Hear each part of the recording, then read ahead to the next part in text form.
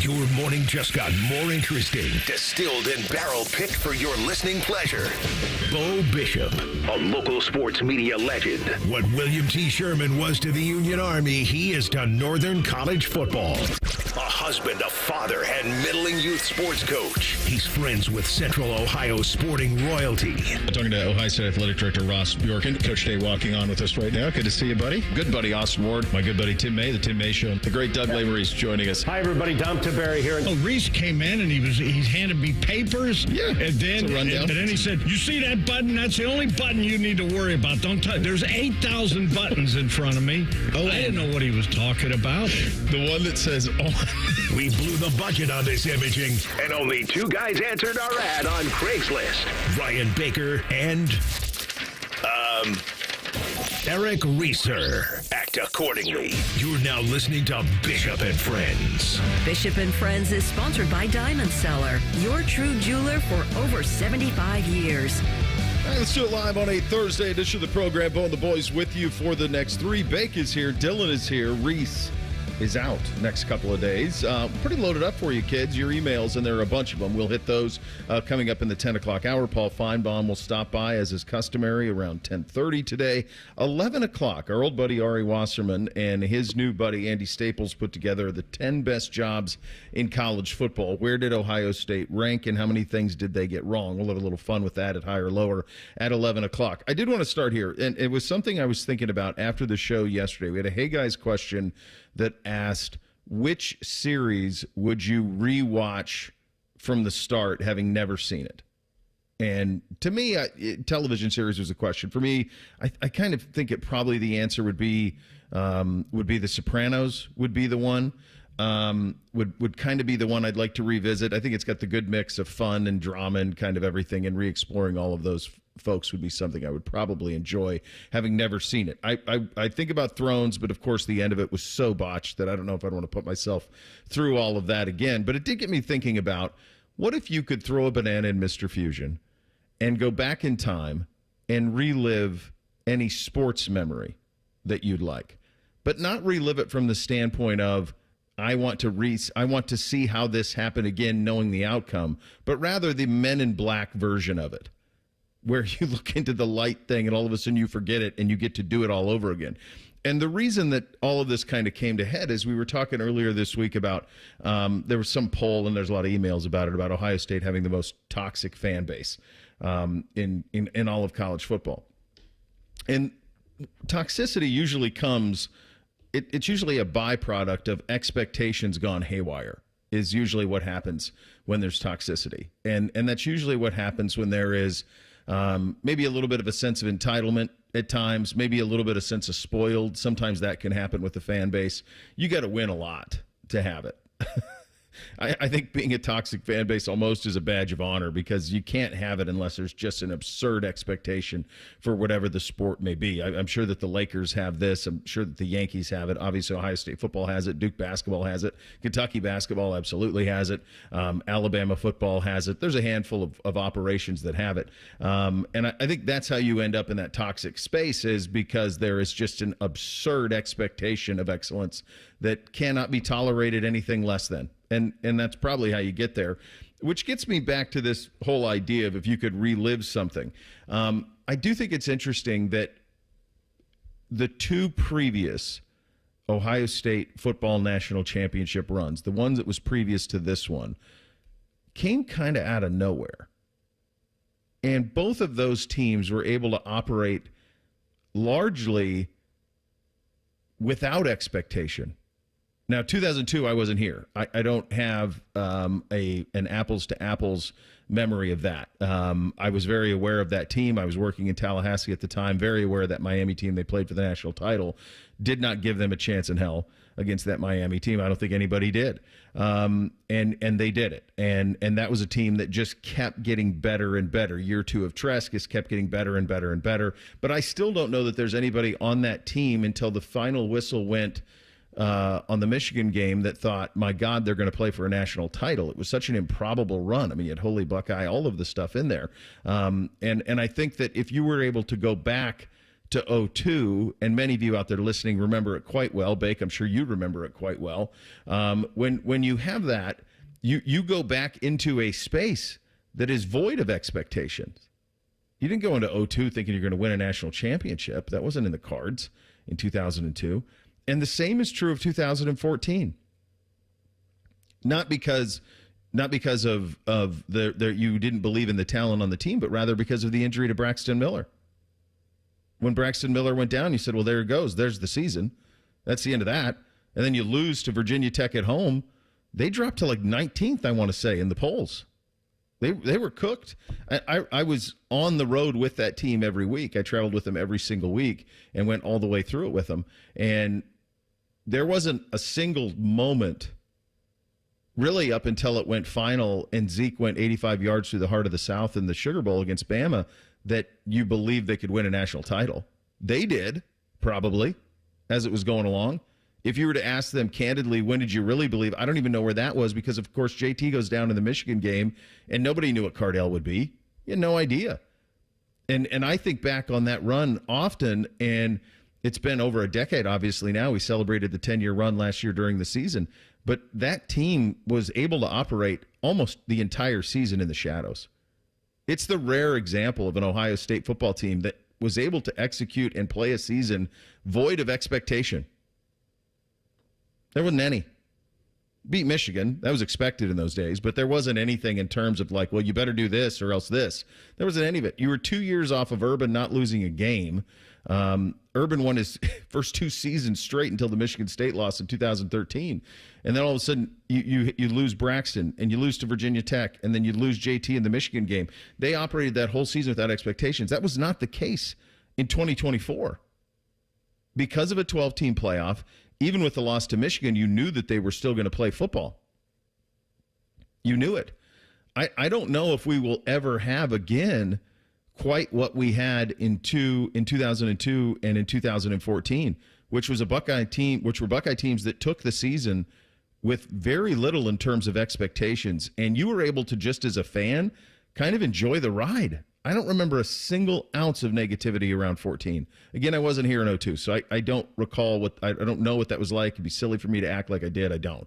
But 14, I do. And there wasn't an ounce of negativity around it. Every single week, it was just, here's something more they can do, and they were coming along. But you didn't, in the middle of it, ever think, oh, yeah, this is a national champion. You thought, okay, well, maybe they can win the Big Ten and get to the Rose Bowl. I mean, there was no thought that was a team that was going to win it all. 2015, they had that in spades. But in 14, they operated in the shadows. And probably 2002 for most of that season did too.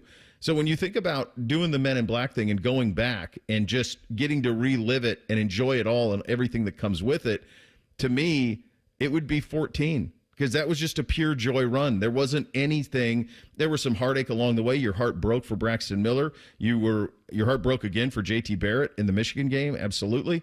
But in terms of the run of it all, to operate in the shadows without expectation, without the negativity, it was truly a thing of beauty. And it's a rarity around here, Bake. I can't think of many seasons that are like that. Interesting you talk about both of those. In 2002, I think in 2014, we all kind of thought 2015 was the year, right? Mm-hmm. I think everybody was kind of looking at what could be in 2015, and maybe even Ohio State was a little bit. But 2002, it's Tressel's second year. You came off not a great year the year before, playing South Carolina in a bowl game. I think they went 7-5 that year. You had come off the Cooper era, which was obviously, it kind of changed Ohio State football. We've talked about that. Yeah. Coop kind of took the recruiting national and was getting the best players, and you were always right there. He just couldn't get over that Michigan hump. Yeah. And then Tressel comes in and fired everybody up with the 310 days in Ann Arbor, Michigan. Yeah. And you play 2002, and it was just a team. If you remember, they had all kinds of games that came down to the wire. Oh, Illinois, Holy Buckeye, even the Michigan game, and all of these Purdue. games. Yeah. They beat Purdue 10-6. Which was Holy Buckeye. Craig Krenzel to Michael Jenkins. And crazy. 2002 is something that I was always want to go back and relive. One, because it was the first in my lifetime. Yeah. It was the first national championship. Like, I had the Reds in 1990, obviously, with the World Series. But for Ohio State, this was the first one, and you had so many that you thought were there. Like I mentioned the other day, 98. You can't tell me Ohio State wasn't the best team in 1998 in the country. But 2002 was just, you weren't even sure if you had the best team in the country, but somehow they just kept clawing out and eking out wins. And was Maurice Clarett going to play? Was he not going to play? The team was so different with him than without him. And I get what you're saying about 14, and I think we all knew 14 was really talented, maybe a year early. 2002, though, was just euphoria for me. They started the year in 2002 ranked 13th in the country. I think they with were, Texas Tech. I think they were 12 in the BCS. I think they started 12 in the BCS, if I remember right. When that debuted, yeah. They went from 13 to 8 after the Texas Tech. That was Maurice going hello world in that game. Here, I remember watching that one live, and many of you would claim to be there even if you weren't, because it was that type of moment for Maurice. They were number 2 after playing Purdue in the Holy Buckeye game on November 9th. They got to number 2 with that. They moved to number 1 for November 16th. They were there 1 week. Then it took overtime to beat Illinois, and they fell back to 2. And then Miami went to number 1. But they spent most of the season vacillating between 8 and 5 is where they spent most of that season in 2002. I think 2014, it's even more dramatic in terms of the rankings in the poll. Because of what happened early. I mean, they started the year 5th in the country. Most people would have had them 1 or 2, but the loss of Miller was something everybody just kind of had to see to believe. After they lost to Virginia Tech, they dropped to 22 in the country. 22. They did not reach the top 4 in the country again until January 1st when they played Alabama in the Sugar Bowl. Think about that. Entering November, I remember this game. Everybody remembers this game like it was yesterday. Entering the game at number 8 Michigan State, they were ranked 14th in the country. That was on November 8th when they went to East Lansing. They were 14th in the country against number 8 Michigan State. Then they beat them. Then they beat number 25 Minnesota. But still, even the Wisconsin game, they're 5th in the country when they played them. And they blew the brakes off of them 59-0. And all it did was move them 1 spot.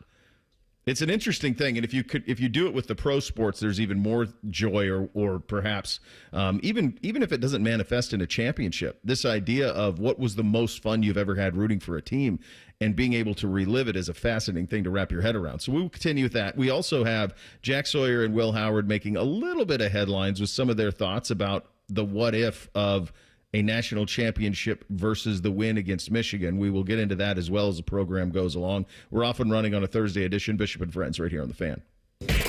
Tweet from a listener. Are you carrying the Buckeye game today? Considering we've never not carried one, yes. The answer is yes. The Fan. Hi there, I'm Ryan Reynolds, and like most actors, I have a list of things that I like to have on set. It's called a rider. It's just little things like wind chimes being blown by a easterly breeze, a 7-year-old calico cat to purr on my lap, and, of course, 2 freshly cracked eggs scrambled with crispy hash brown sausage crumble and creamy chipotle sauce from Tim Hortons. It smells amazing. Now, where did I put that hand-carved wooden spoon? From my rider to Tim's menu, try my new scrambled eggs loaded breakfast box. Limited time at participating U.S. restaurants. Get Mega May discounts at Coghlan Kia. Lease a new Kia K4, only $89 a month for 24 months. Or get 1.9% financing for 48 months. Or $2,000 bonus cash on a new 25 Kia Sportage or Sorrento. Visit CoglanKia.com. Coghlan has the car for you. $49.99 due at signing. 10,000 miles per year. 20 cents per mile over. Tax, title, and license fees excluded. No security deposit. $400 disposition fee at lease end. 1.9 for 48 equals $21.65 for 1,005. With approved credit for KMF. Residency restrictions may apply. Offers cannot be combined. See dealer for details. N6225. You know that project you've been working on? Just chipping away at it, dreaming of the day you get to show it off? Then, when you're least expecting it, cancer. And finishing that project actually happens. I would know. I've been restoring this car for years, and today I'm giving it to my granddaughter. It's her 16th birthday and 2 years since my cancer diagnosis. Mom, you finished it? Happy birthday, boo-boo. You keep making plans. Visit ohiohealth.com/keepmakingplans to learn more. That's are us. When dreams don't get in, that's are us. Right now, get $1,500 off a shower or tub replacement or $3,000 off a full bathroom remodel, plus low to no monthly payments. Call 380-225-BATH to schedule your free estimate or go to bathsareus.com. 380-225-BATH. That's are us. When dreams don't get in, that's are us. At Ohio Mulch, we're making it easy to refresh your yard just in time for Mother's Day. Right now, get 5 bags of mulch or soil for only $10.95. Unbeatable value to kick off your spring projects. Buy 3, get 1 free on 1.5 cubic feet of black mulch. Perfect for that clean, polished look. That's what I get for my yard. Want a wow mom? Give her a gift of a beautiful yard she'll love. Stop in this weekend for exclusive Mother's Day savings only at Ohio Mulch. Ohio Mulch, Landscape Supply. Military veterans and active duty service members, you could become a certified cyber warrior with just 12 weeks of training at My Computer Career. Cybersecurity specialists are in high demand, and IT pros with these skills often enjoy abundant opportunity and a great lifestyle. Protect our people, liberty, and treasured institutions from cyber threats. SkillBridge and other VA benefits are available to those who qualify. Learn more at mycomputercareer.edu/CWP. That's mycomputercareer.edu/CWP. The Fan at 1460 ESPN Columbus is your radio home for Sunday Night Baseball. Sponsored by The Waterworks. Call The Waterworks and Header Heating and Cooling today at 614-232-2222. The Fan. Most Ohioans believe every student, regardless of zip code, income, or background, deserves a great public education. And it's Ohio's dedicated public school educators who make that possible. This Teacher Appreciation Week, join the Ohio Education Association in saying thank you. Tell us about a teacher making a big impact, and they could win a vacation package from NEA member benefits or other great prizes, including pizza for their students. Go to ohea.org to nominate a teacher, because public education matters. Do you want a job that is flexible, secure, and fun? It also offers excellent pay and is ranked as one of the best jobs in America, too. I'm talking about being a dental hygienist. And all you have to do is complete a 2-year program after high school. Visit ODA.org to learn more and to start helping people love their smile. This message is brought to you by the members of the Ohio Dental Association. Fan weather. From the Logan AC and Heat Services Weather Center. Quiet weather this morning will turn to the chance for scattered showers throughout the rest of the day. It's not going to be an all-day rain, so don't expect to need to cancel plans. Just be ready for a stray shower or two. Temperatures in the 60s this afternoon. We'll see partly cloudy skies tonight, dry and sunny tomorrow in the 60s, sunny and 70s for your Mother's Day weekend. That's your latest 10 weather impact forecast. I'm meteorologist Michael Behrens on 97.1 The Fan. If the sound of another man slammed against plexiglass turns you on, you've come to the right place. Proud to be your home for Jackets hockey. The Fan, Ohio sports destination. Our top men are working on everything except this show. This is Bishop and Friends. All right, starting on Monday, the Morning Juice with Bob and Tito, 6 to 8 a.m., the Fan's YouTube channel, the Fan 3 on HD Radio and the Fan app. Download the Fan app today. Then you can watch it 10 to noon on 10 TV Plus, free streaming app available on Roku, Amazon Fire, and Apple TV. You can download that today. Then here on the Fan, starting Monday, 6 to 9, T-Bone and Tyvus, 9 a.m. we stay the same, noon to 3, Rothman and Ice stays the same, 3 to 6, a new show, an afternoon drive, sort of. You see Timmy quite a bit when Man and Bone were together, Common Man and Timmy, 3 to 6, and then 6 to 8 will be the Buckeye Show with, of course, Beam. So you have that to look forward to starting on Monday. Dylan, if you could Men in Black your sports experience from your past and relive it, not knowing anything about how it was going to go, which would you choose? For me, it's also the 2014 season. I was able to attend every home game and the Sugar Bowl against Alabama, which is probably my favorite game of all time. For that one, I was up in the nosebleeds of the Sugar Bowl on the opposite end of the Tyvus Powell interception. So when that ball went up, I had no idea who caught it until Tyvus took it out. No idea. It was just into a sea of white and crimson. and I had no idea who caught that ball until Tyvus took it out of the end zone. God love Tyvus. And a lot of people say that Tyvus shouldn't have taken it out of the end zone, but if Tyvus wouldn't have taken it out of the end zone, I wouldn't have known who caught the ball. So thank you, Tyvus. You would have known who caught it, yeah.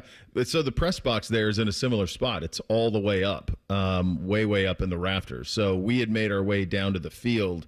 You can go down with like 6 minutes to go. So I was actually on the Ohio State sideline for 85 yards to the heart of the South. And the way that stadium's, the juxtaposition of it was, I was near Zeke. Most of us were near Zeke and not on the other end where he ran to the end zone. So we were right near Zeke when he took off, but right in the end zone behind was the Alabama student section.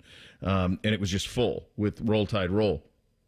So as Zeke took off, we stepped out onto the field to see if anyone was going to catch him. Well, guess who else did? The entire Ohio State line, their sideline entirely stepped out. So you couldn't see it anymore. So what you had to do to be able to see the play was turn around and look up to the monitors and the big screens. And so I turned, and many of us did, turned and looked up at the big screens and saw him keep running. And guess what was right below it? The sorrow of the Alabama nation. So that was truly one of the, I think it's right up there with the Miami game as just an all-time. I think at times we forget they played Oregon in the national title, to be honest with you. I think that so much when you think of 14, you think of the Alabama game almost more than the Oregon game at that point. I'll give you one from a professional standpoint that I would love to have a weekend back and not have any idea how it's going to end, but perhaps have, even if I was able to eliminate, like knowing how it would end, the Men in Black style, being able to relive it would have been something, and I think I would have appreciated it more knowing how it all shook out, which I understand is a little bit different than what we're asking here. But if you go, I would love to go back to a memorial tournament that Tiger Woods won. So he won in 12. With the incredible chip on 16 is a big part of it. Jack says one of the most incredible golf shots he's ever seen. When Tiger was at Muirfield and he was still at his peak, it was just an electric factory. It really was.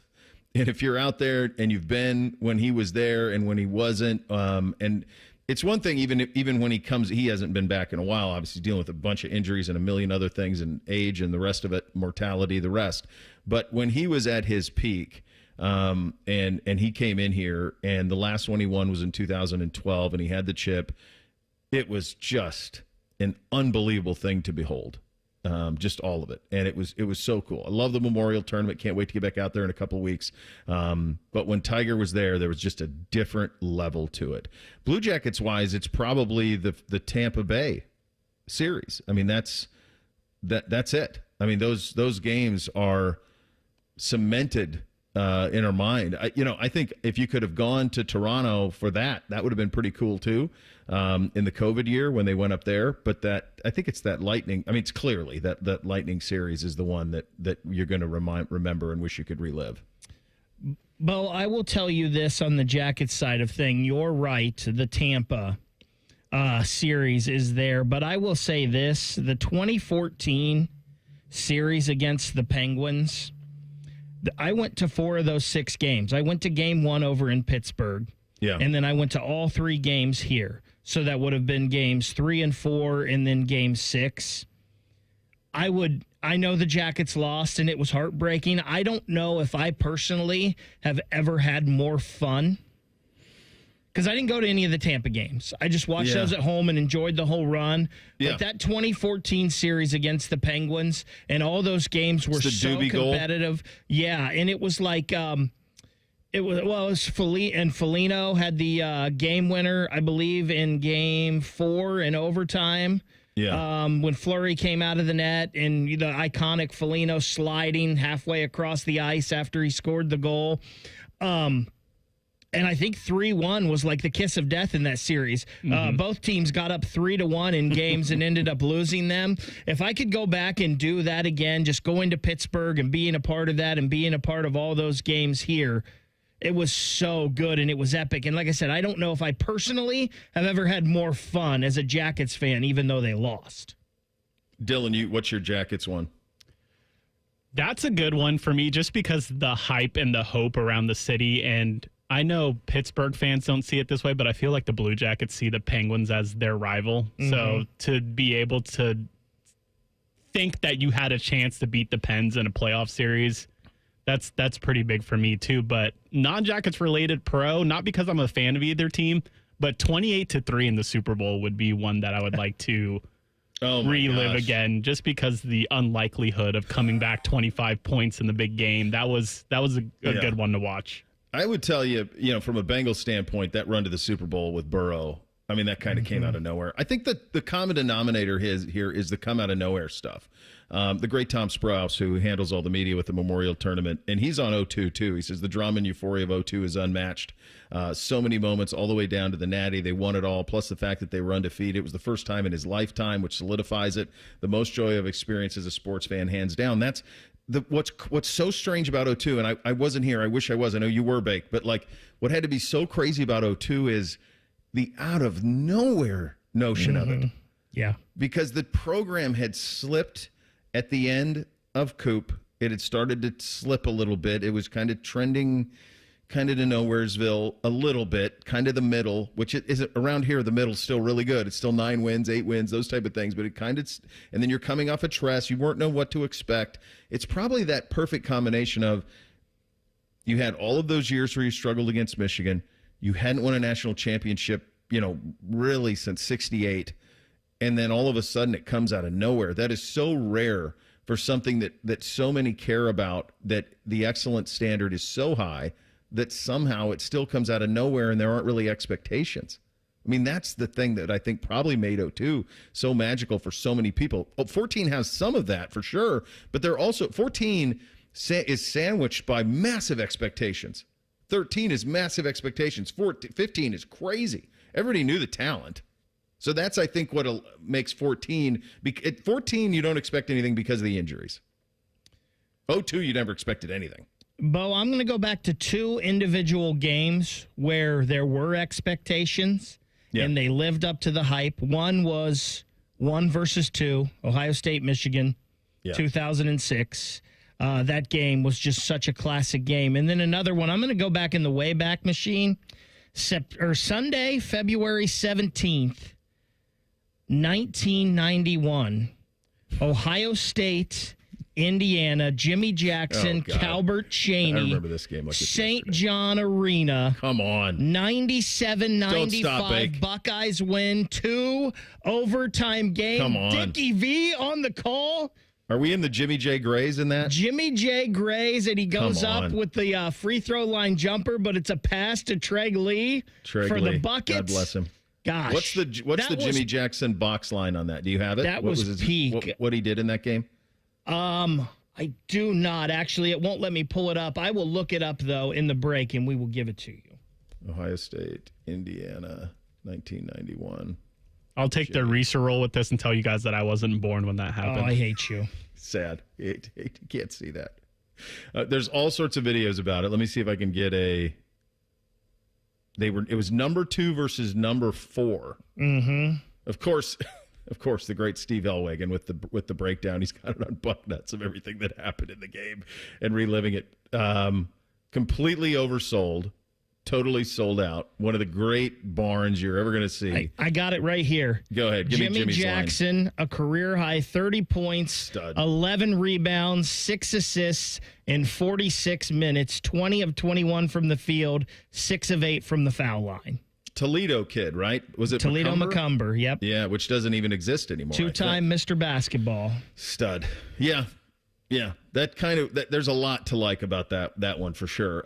Look, so much of this stuff that we're talking about, it all ties back to these special moments, whether it's Ohio State, Indiana, but of course part of this is Ohio State, Michigan. A couple of guys who failed to get gold pants but won the ultimate prize weighed in on the rivalry. Will Howard, Jack Sawyer, we love them both. You'll hear what they had to say in a couple of minutes. Bishop and Friends right here on The Fan.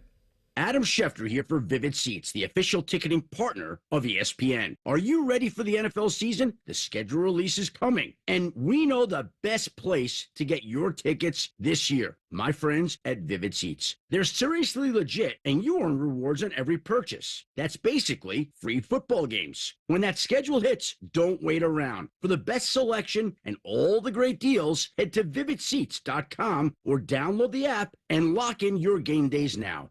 This is the story of the one. As a safety manager at a manufacturing plant, he does everything he can to keep his coworkers safe. From finding ways to reduce risks to keeping safety supplies in stock. And for that, he relies on Grainger. Grainger offers a broad range of quality products and next-day delivery, so he can always play it safe. Call 1-800-GRAINGER, click Grainger.com, or just stop by. Grainger, for the ones who get it done. Newman Roofing, as part of their 2025 Commitment to Community initiative, is proud to partner with 10 TV and The Fan to launch Raise the Roof, honoring local heroes who are going above and beyond in their communities. Newman Roofing wants to recognize the volunteers, educators, first responders, and everyday difference makers who are making a meaningful impact in their towns to be recognized on 10 TV and The Fan.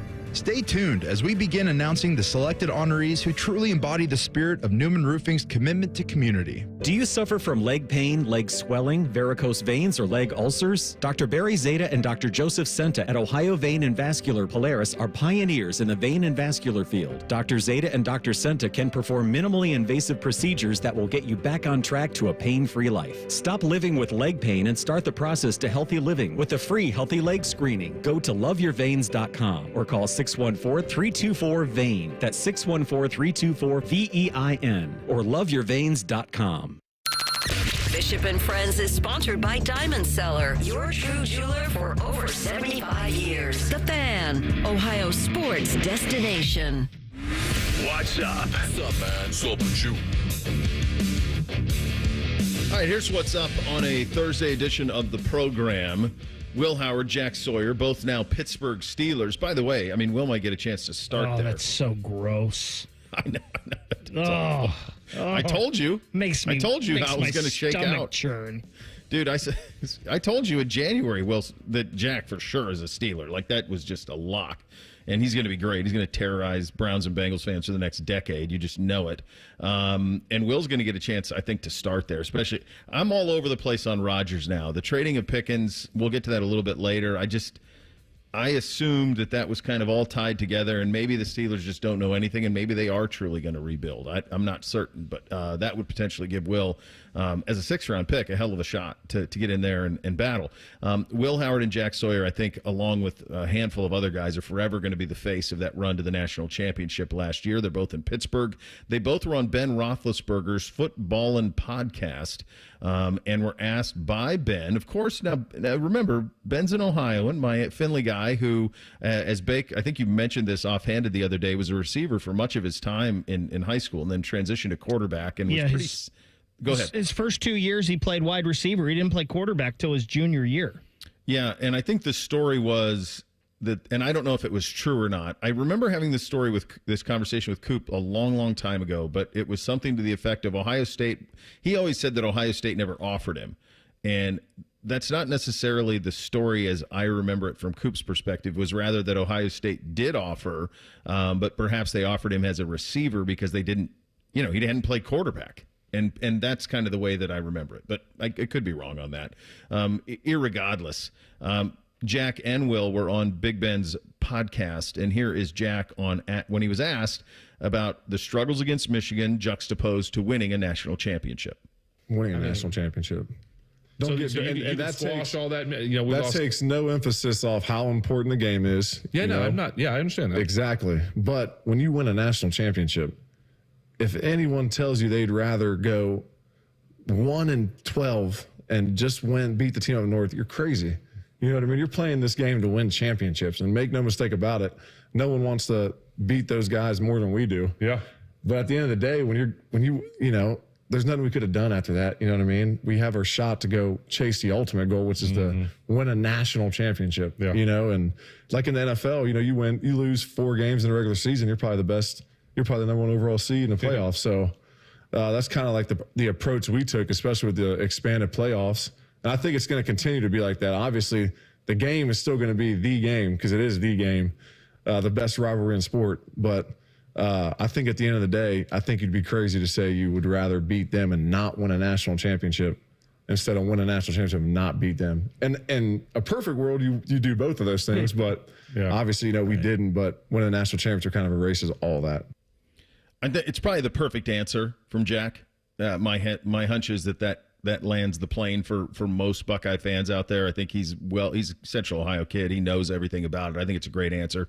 Will was asked kind of a similar conversation and also weighed in on how quickly he jumped into the rivalry. Here is Will Howard. And obviously we want it, we literally talk about it every single day. And there's a huge emphasis on it.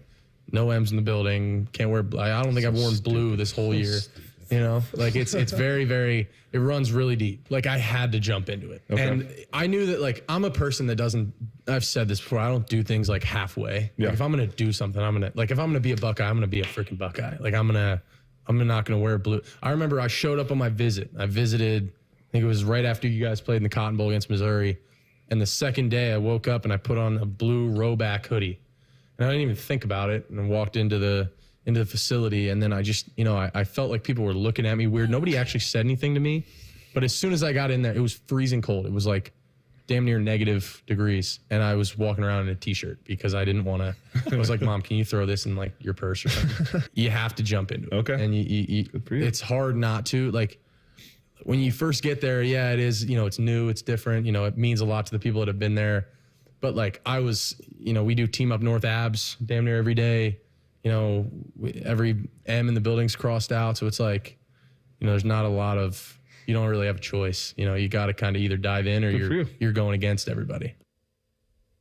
So I think Will probably landed the plane about as perfectly as possible on that as well. In terms of this, you could sit here and argue, would you rather beat Michigan or win the national championship? Give me the national championship all the time. I'm always going to choose that. That's the ultimate. I do think it'll cross some generational lines. There's going to be some people from an older generation who are from the Woody generation of all that matters is beating Michigan. The rest of it doesn't matter. That was certainly Woody's approach. So I get that. There'll probably be some people that feel that way about it. I do think one thing that we are going to have to wrap our head around, and I think we had to kind of contemplate it last year, and I think it's going to be more of the norm, especially if Michigan can get them out of their own way with all of the penalties that are coming for them in terms of their football program and the fallout from Spygate, is this rivalry. This is what makes the last one Harbaugh coached in so painful, because I think we all knew that it was the last one that was going to be like that. It was the last one that if you won, you were going to get to make the playoff and compete for a Big Ten championship and then make the playoff. And if you lost, you very likely weren't. It was kind of the last all or nothing one. It was also the last one where you're not going to have the opportunity to potentially play them again. There will be an adjustment in the rivalry game. It's just going to happen because you're going to have the ability to play them twice. You're going to have the ability to play them in back-to-back weeks. You're going to have the ability to potentially to play them 3 times if you both ever kind of line up again. If they can get their act together and you're both top 5 teams in the country, you could have a scenario where you play each other 3 times. Alabama and Georgia have played a lot over the last decade, playing sometimes in the regular season and then the SEC title game and then playing again for national championships. So it is going to change going forward. I remember talking about this on the show after the Ohio State lost to Michigan this year, and I brought up Jalen Hurts. And if you remember, Jalen Hurts walking around campus in Tuscaloosa with an Auburn jersey on, carrying the national championship trophy because they lost the Iron Bowl, but they won the national championship. That's a weird thing to wrap your head around, because forever it was you do this and then you get this. Well, that's different now. And I think that you are in, it doesn't mean that game, just ask anybody up there. Ask Ryan Day, ask anybody. You just heard from these guys. There's no M's, there's no blue, all that stuff. All of that stuff's going to stay the same. But at the same time, the rivalry game is forever changed, along with the landscape of college football's change. And Jack put it perfectly right at the end of his, in a perfect world, yeah, you beat Michigan and you win the national championship. It wasn't a perfect world this year, though. No. Unfortunately. And you win the national championship, which is the ultimate prize, right? Like, I don't think the Pittsburgh Steelers, in a year they won the Super Bowl, if they lost to the Cleveland Browns, lament losing to the Cleveland Browns that much, right? And it's a different mindset that we have to get into as college football fans with the way this is, right? It's different than it always has been. And it doesn't mean that it takes anything away from the Michigan game. It doesn't have to. You're still going to put everything you want into that. Bo, I'm still not convinced, though, that if Ohio State doesn't lose to Michigan, we get that 4-game run where they played just about as perfect as you can. Like, I'm convinced you may beat Oregon. You think it had to happen to get there? Maybe not to get there. Or to win it. You think they had to lose to Michigan to win it? Maybe not to win it, but you don't get the 4-game run like you did. You don't get the domination of Tennessee, and you don't get 34-0 against Oregon without it. I'm convinced of that. I don't have a problem with that. I think there was an edge that was developed because of what happened in the game. I think the edge, coming out, they've talked about it, coming out and seeing, 20,000 or 30,000, however many were here, Tennessee. We've never seen that in our stadium. Mm-hmm. We've never seen that. So I think you might be right that it's a combination of those things that led to that run, and one doesn't happen without the other. I think that's probably fair. I don't know that I would say they wouldn't win the national championship if they beat Michigan. They very likely could have, but I don't know if they would have been as hardened. And I don't know if they would have been as us against the world as they were. I mean, quite honestly, folks, they played pissed off. And you probably really don't get that. I don't know if you do either.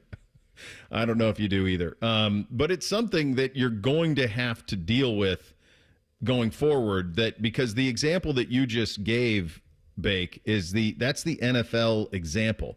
And college football is caroming towards the NFL kind of on every single level. On every level it is. And I think what you just did there with the Steelers-Browns is probably a good example of 20 years from now, how this thing will feel. Because you're going to have, it's 12 now, buddy. It's going to be 16. It's going to be 16. A little preview of the fan poll. Today's fan poll is sponsored by Caster Connect. What's more important to you as a Buckeye fan, beating Michigan or winning a natty? You're 200 votes in, an hour into it, 75% winning a national title. 75%. And isn't it crazy that there's still 25% that don't want the national title? No, because they're Woody guys and gals from the Woody era that are like, you got to, you've seen that. You've seen all those documentaries about how Woody treated. He didn't even care about the bowl game. He didn't even care.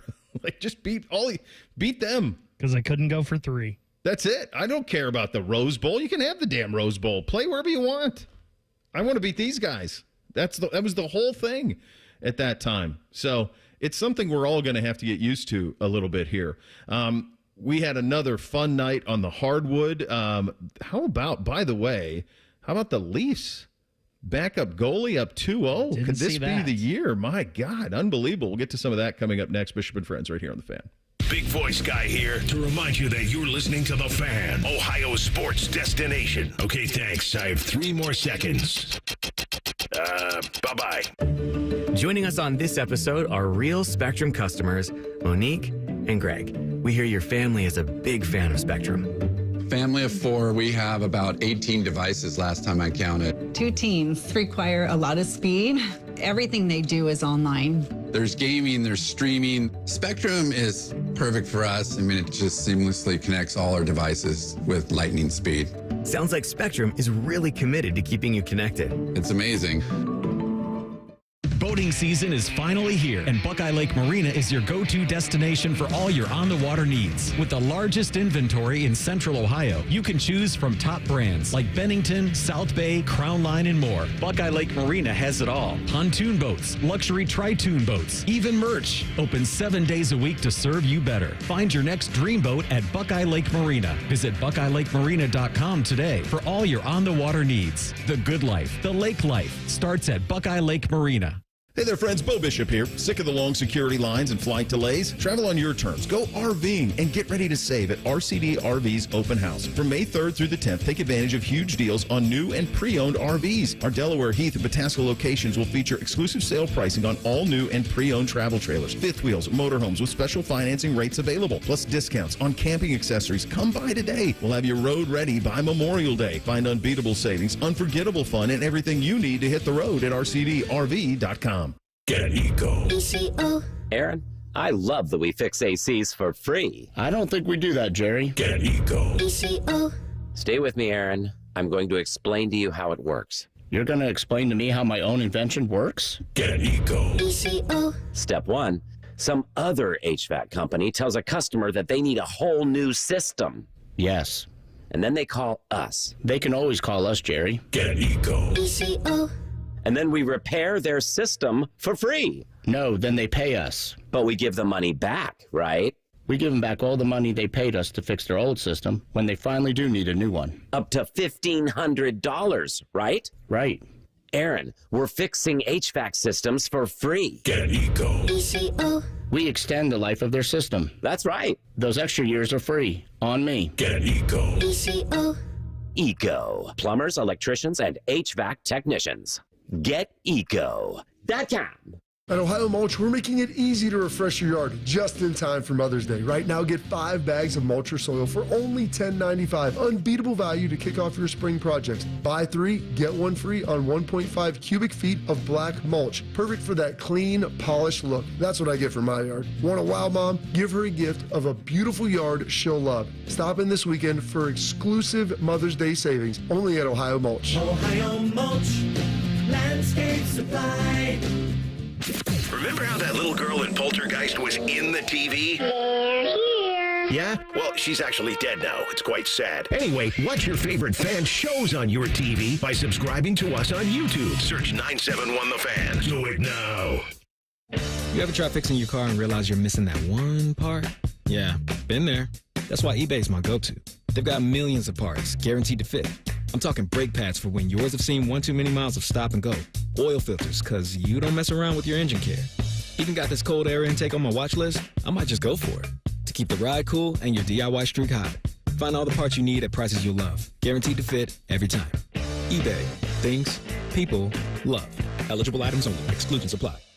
At Progressive, we understand the bond you have with your boat. It's why people name theirs. I was pretty hungry and looking at a menu when I named my boat Change Your Tuna. The backup names were Trick or Trout, I Salmonly Swear, and, oh, it gets worse, New Squid on the Block. It wasn't my best day. Whatever you call your boat, protect it. And start with a quote from Progressive, America's #1 boat insurer. Progressive Casualty Insurance Company and Affiliates. #1 rating based on boat market share data from ratefilings.com. The Fan Poll is brought to you by Caster Connection. Visit CasterConnection.com to shop online or to work with our Caster Solution Specialists. We'll read your emails on the air, but we won't tell you where to send them. Hey, we're not doing all the work for you. This is Bishop and Friends. Lots of folks weighing in on that conversation we were having about reliving a sports season or memory. Rich, I was at the Natties in 02 and 14. The fans couldn't have been more different. Canes fans were non-existent in Tempe. Rich, because there aren't any. It's a really small private school. They just don't have a huge fan base at all. They can take the city of Miami by storm, and they can become kind of second to the Dolphins and sometimes equal to the Dolphins there. I've seen it back in the heyday of it, but it's just not a huge fan base in any way. He continues, Bama fans didn't show up until the morning of the game. He's right on that. I remember that vividly, but they were there in droves. Very chesty, very vocal, completely vanished after the game. It was great. Yeah, it was Sherman. That's what that was. I mean, it was going to the South and winning that way. against that team, beating that Bama team. That was what made it so special. Matt, the Bengals Super Bowl run, Ohio State's playoff run last season felt similar. You think your team is the team of destiny and you won't lose. The 0-2 team felt like the whole year was a playoff because of how close it was. They went to OT with UC at Paycor, too. John is on 0-2, is back when I was – this is a great line. This is a funny – Mike's done a billion really funny things on air here. And the one thing that still cracks me up is when he says back when I was banging. It still gets me. 0-2, back when I was banging, almost every game had you on the edge of your seat. So much fun to watch with friends. Cool, calm natties. The answer for Hunter is the 14 Buckeyes, but the 2016 NBA Finals is a close second. That's a good one. You're down 3-1. I mean, I married a Cleveland girl. I remember when that went final, she was crying, bawling when that went final in 16. Yeah, that was a crazy time. Anytime you get that comeback like that from way down in a series. Bo, that's the amazing thing to me, as we were talking about the 0-2 season. Mm-hmm. That team goes 14-0 with their playoff, their victory in the national championship. But that team easily could have been like 8-3. Or, 8-4, maybe worse. Or whatever it was. There were so many games that came down to the wire, like we talked about, and it was such a wild ride. It was really a roller coaster. It really was. 14, and I wasn't, again, not here. 14, the only time where it was kind of there were a couple of times when you realized it was real, certainly at Michigan State. I think for anybody who covered that team or around it would say that was the one when you thought, okay, you're onto something. But then the Barrett injury happens in 14. The Penn State game, that's the sack off Joey Bosa on Hackenberg. That's a double overtime game. But you kind of felt, I remember walking off the field in Happy Valley that night thinking like, well, if this is the best this season can bring, that's what a night. What a night. Like to shut up a whiteout, to win in double overtime, to have it happen on a sack-off, like all of it. It just was kind of everything that you'd ever wanted. So I think that what you're looking for is no expectations, pure joy out of nowhere. Those are the things. And I think from the Jackets' perspective, that's why that happens. There's some great ones from the Crew perspective as well, where all of a sudden you start to make a run and then away you go. There's some of those that are out there. They've won, obviously, a couple championships, so that when you have those, the Scalotto one was incredible. And the run that they had back 15 years, well, more than that now. God, I'm dating myself. How much did you watch, if any, of Celtics-Knicks last night? So I did not watch any of it, but again, I was checking scores, right? Yeah, I was bouncing in on hockey and doing things. So I was checking in on the scores, and I saw 20-point, and I'm like, oh, wow. And then it's like, wait a second, they're making a comeback. How is this happening again? I'm going to be honest with you. It is, if Jason Tatum doesn't have a championship, my God, would he be under fire, because he was incompetent in the end again, just as he was the night before. It repeated itself. He was absolutely awful down the stretch. He turned it over in the final possession. They were up huge the whole game. He ended up 5 of 19 shooting. The two best players for Boston, Tatum went 5 of 19. Jaylen Brown went 8 of 23 in the game. They went 10 of 40 from 3. Remember, they went 15 of 60 from 3 in game 1. I'm not great at math, but that's from my, public school education. That's 25 of 100. Pretty easy to say if you're shooting 25% from 3, maybe try something else. There's a meme of Jason Tatum reacting to a reporter telling him that the team was 25 of 100 from 3. It's just the most shocked look you could imagine Jason Tatum having, and that meme is going around social media right now. Were you watching it? Did you see it last night, Dylan? Yeah, I watched. Game 2 just felt like a carbon copy of game 1. If you watched game 1, you saw game 2 essentially. But I still wouldn't count out these Celtics. These Celtics team, this might be the deepest team since like the '86 Celtics. If you go like 1 through 7. Easy. It's I remember the 86 Celtics. I said since then. I remember the 86 The 86 Celtics, I would say, are deeper. But 1 through 7, they're so deep. They have 2 All-NBA players, 3 All-Stars, a few Olympians. I wouldn't count them out yet, especially against the Knicks, who are known for choking in these types of situations. And the threes will get better. Go ahead, Beck. What Dylan just said, though, makes this all the more crazy. that this has happened 2 games in a row. 2 games in a row. It's the game. He's exactly right. I watched the fourth quarter of both. It just works out to when I'm home from the kids' activities that it's on, and so I watched the fourth quarter of both. And you're right, Dylan. It feels exactly the same. I think the deepest team that I can remember was probably the Warriors when they got Durant. So is that 17 when they got him? Yeah, I think that was 17. Yes, because it would have been the year after they lost to the Cavs. They won 73 games, lost to the Cavs in 7 after being down 3-1, and then they went and got Kevin Durant. And you went, oh, I guess that's what we're going to do now. See, but they're like crazy. They're 1 through 4 or 5 you can argue is good, and they had some good bench players too. But I think Celtics, they're 1 through 7 players essentially, pretty unmatched. Oh boy, now you're getting into get off my lawn. I want to think now. I'm trying to think a bunch. All right, let me just pull up. Because you have a lot of teams that have great duos, great big threes, even quartets. But I'm talking 1 through 7. It's Holiday, White, Brown, Tatum, Porzingis, Horford. And then Peyton Pritchard is the 6th man of the year, who's arguably, the 7th best player on the team. Okay. I think the 17 Warriors could give you a run for your money because you're going to go Steph, Durant, Draymond, obviously Clay. You've got Iguodala on that team. You got Sean Livingston, who had kind of came back. JaVale McGee came off the bench on that team. Matt Barnes was on that team. It felt like in those playoff series that Sean Livingston never missed a mid-range shot. Yeah, so no, you're right. It did. In terms of their minutes per game, yeah, Curry was 33, Durant 33, Thompson 34, Draymond 32, Iguodala 26. And then the rest of the minutes were split between. Oh, David West was on that team. David West was a nice contributor. So they had Sean Livingston, Zaza Pachulia were the bigs. Ian Clark actually played 15 minutes a game on that team. JaVale McGee around 11. That's interesting. I'm going to give some thought to that in terms of the depth because now I'm thinking back to my 87 Lakers and how they would stand up to all of that. So we'll get to all of that.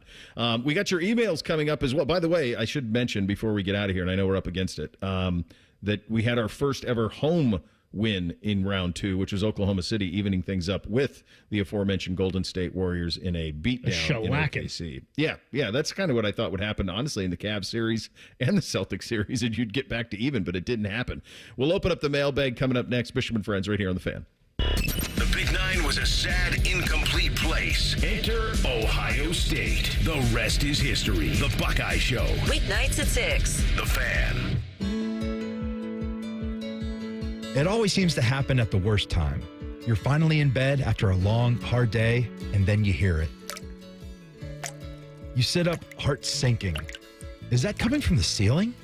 All of a sudden, it's a middle-of-the-night flashlight hunt to find the leak. But don't worry, Newman Roofing has you covered, literally. With more than 3 decades in the business, we've seen just about everything a storm can throw at a roof. Our teams know how to spot the problem, explain your options, and fix it right the first time with craftsmanship and care you can feel good about. We're not just here for a quick patch job, and we never will be. We're here to make sure your home stays protected season after season. So when it comes to your roofing, siding, or gutter needs, choose the company you can trust, Newman Roofing. Call Newman Roofing today at 614-NEW-ROOF. That's 614-NEW-ROOF, or visit online at newmanroofing.com. Don't just get a new roof, get a Newman roof. Feeling stressed or overwhelmed? Not sure how to get the mental health help you need? We've got your back.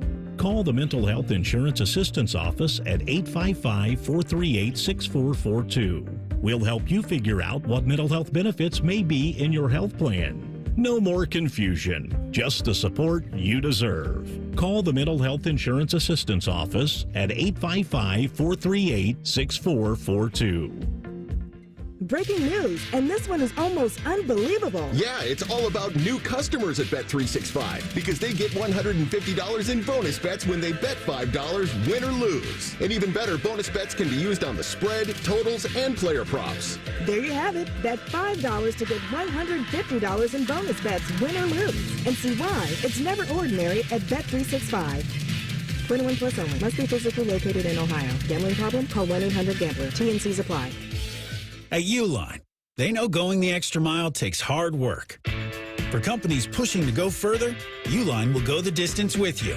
24/7, they answer the phone to get you the shipping and industrial supplies you need. Business can move fast. Unexpected large orders, adverse weather, new safety guidelines, and changing economic trends. Uline works hard keeping 41,000 items ready to ship, minimizing detours on your way to the extra mile. Visit uline.com. Attention kingdom-seeking business professionals, entrepreneurs, and investors in Columbus. Are you ready to experience a life-changing event that will elevate your faith, finances, and future in 2025? Then you won't want to miss this. Join us for Life Search, featuring Champions of Faith, Saturday, May 10th at the Schottenstein Center for an extraordinary one-day event that will empower you to transform every area of your life through the power of faith. Prepare to be inspired by an incredible lineup of champions, including college football champions Jeremiah Smith and Caleb Downs, three-time national champion head coach Urban Meyer, sportscaster Kirk Herbstreit, two-time national football champion Tim Tebow, and more. These champions have experienced firsthand how faith transforms lives, and they'll be joining Life Search to share their powerful stories and insights on how to integrate faith into your business, finances, and every aspect of your journey. Seats are selling fast to this unforgettable event, so don't wait. Head to lifesearch.com now to secure your tickets before they're gone. Life Search featuring Champions of Faith, Saturday, May 10th at the Schottenstein Center. Don't miss out. Your transformation begins here. Visit lifesearch.com today. The great thing about Atlas Butler is they do it all. Heating, cooling, plumbing. Look, I'm busy with work.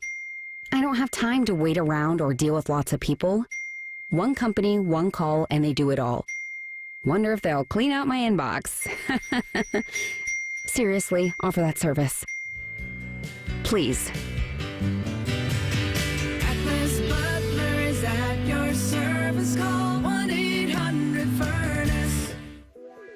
Brought to you by the Capital One Saver Card. With Saver, you earn unlimited 3% cash back on dining, entertainment, and at grocery stores. That's unlimited cash back on ordering takeout from home or unlimited cash back on tickets to concerts and games. So grab a bite, grab a seat, and earn unlimited 3% cash back with the Saver Card. Capital One, what's in your wallet? Terms apply. See CapitalOne.com for details. The playoffs are in full swing, and you can get in on all the action at ESPN Bet Sportsbook. Go from tracking the latest game-changing moments to placing bets in just a few taps. Right now, new customers can get $100 in bonus bets when you make your first $10 wager. Download the ESPN Bet Sportsbook app and sign up with promo code USL to get started today. Must be 21 or older. Gambling problem? Call 1-800-GAMBLER. Terms and conditions apply. See app for details. Offer not available in New York. Broadcasting from the Lindsay Honda Studios. Honda makes the cars. Lindsay makes the difference. Visit lindsayhonda.com. WBNS-FM, HD1 Columbus. The Fan.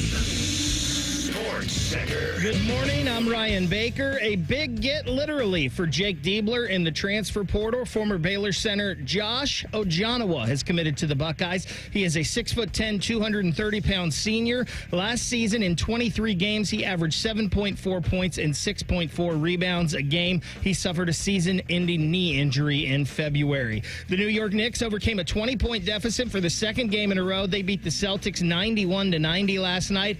Oklahoma City became the first home team to win in the second round of the NBA playoffs. They routed the Denver Nuggets 149-106. The Cincinnati Reds snapped a 4-game losing streak, beating the Atlanta Braves 4-3, and the Cleveland Guardians knocked off the Washington Nationals 8-6. This one brought to you by BMI Federal Credit Union. Enjoy rates lower than the national average, plus a special rate on balance transfers with a Visa Platinum or Visa with Rewards credit card.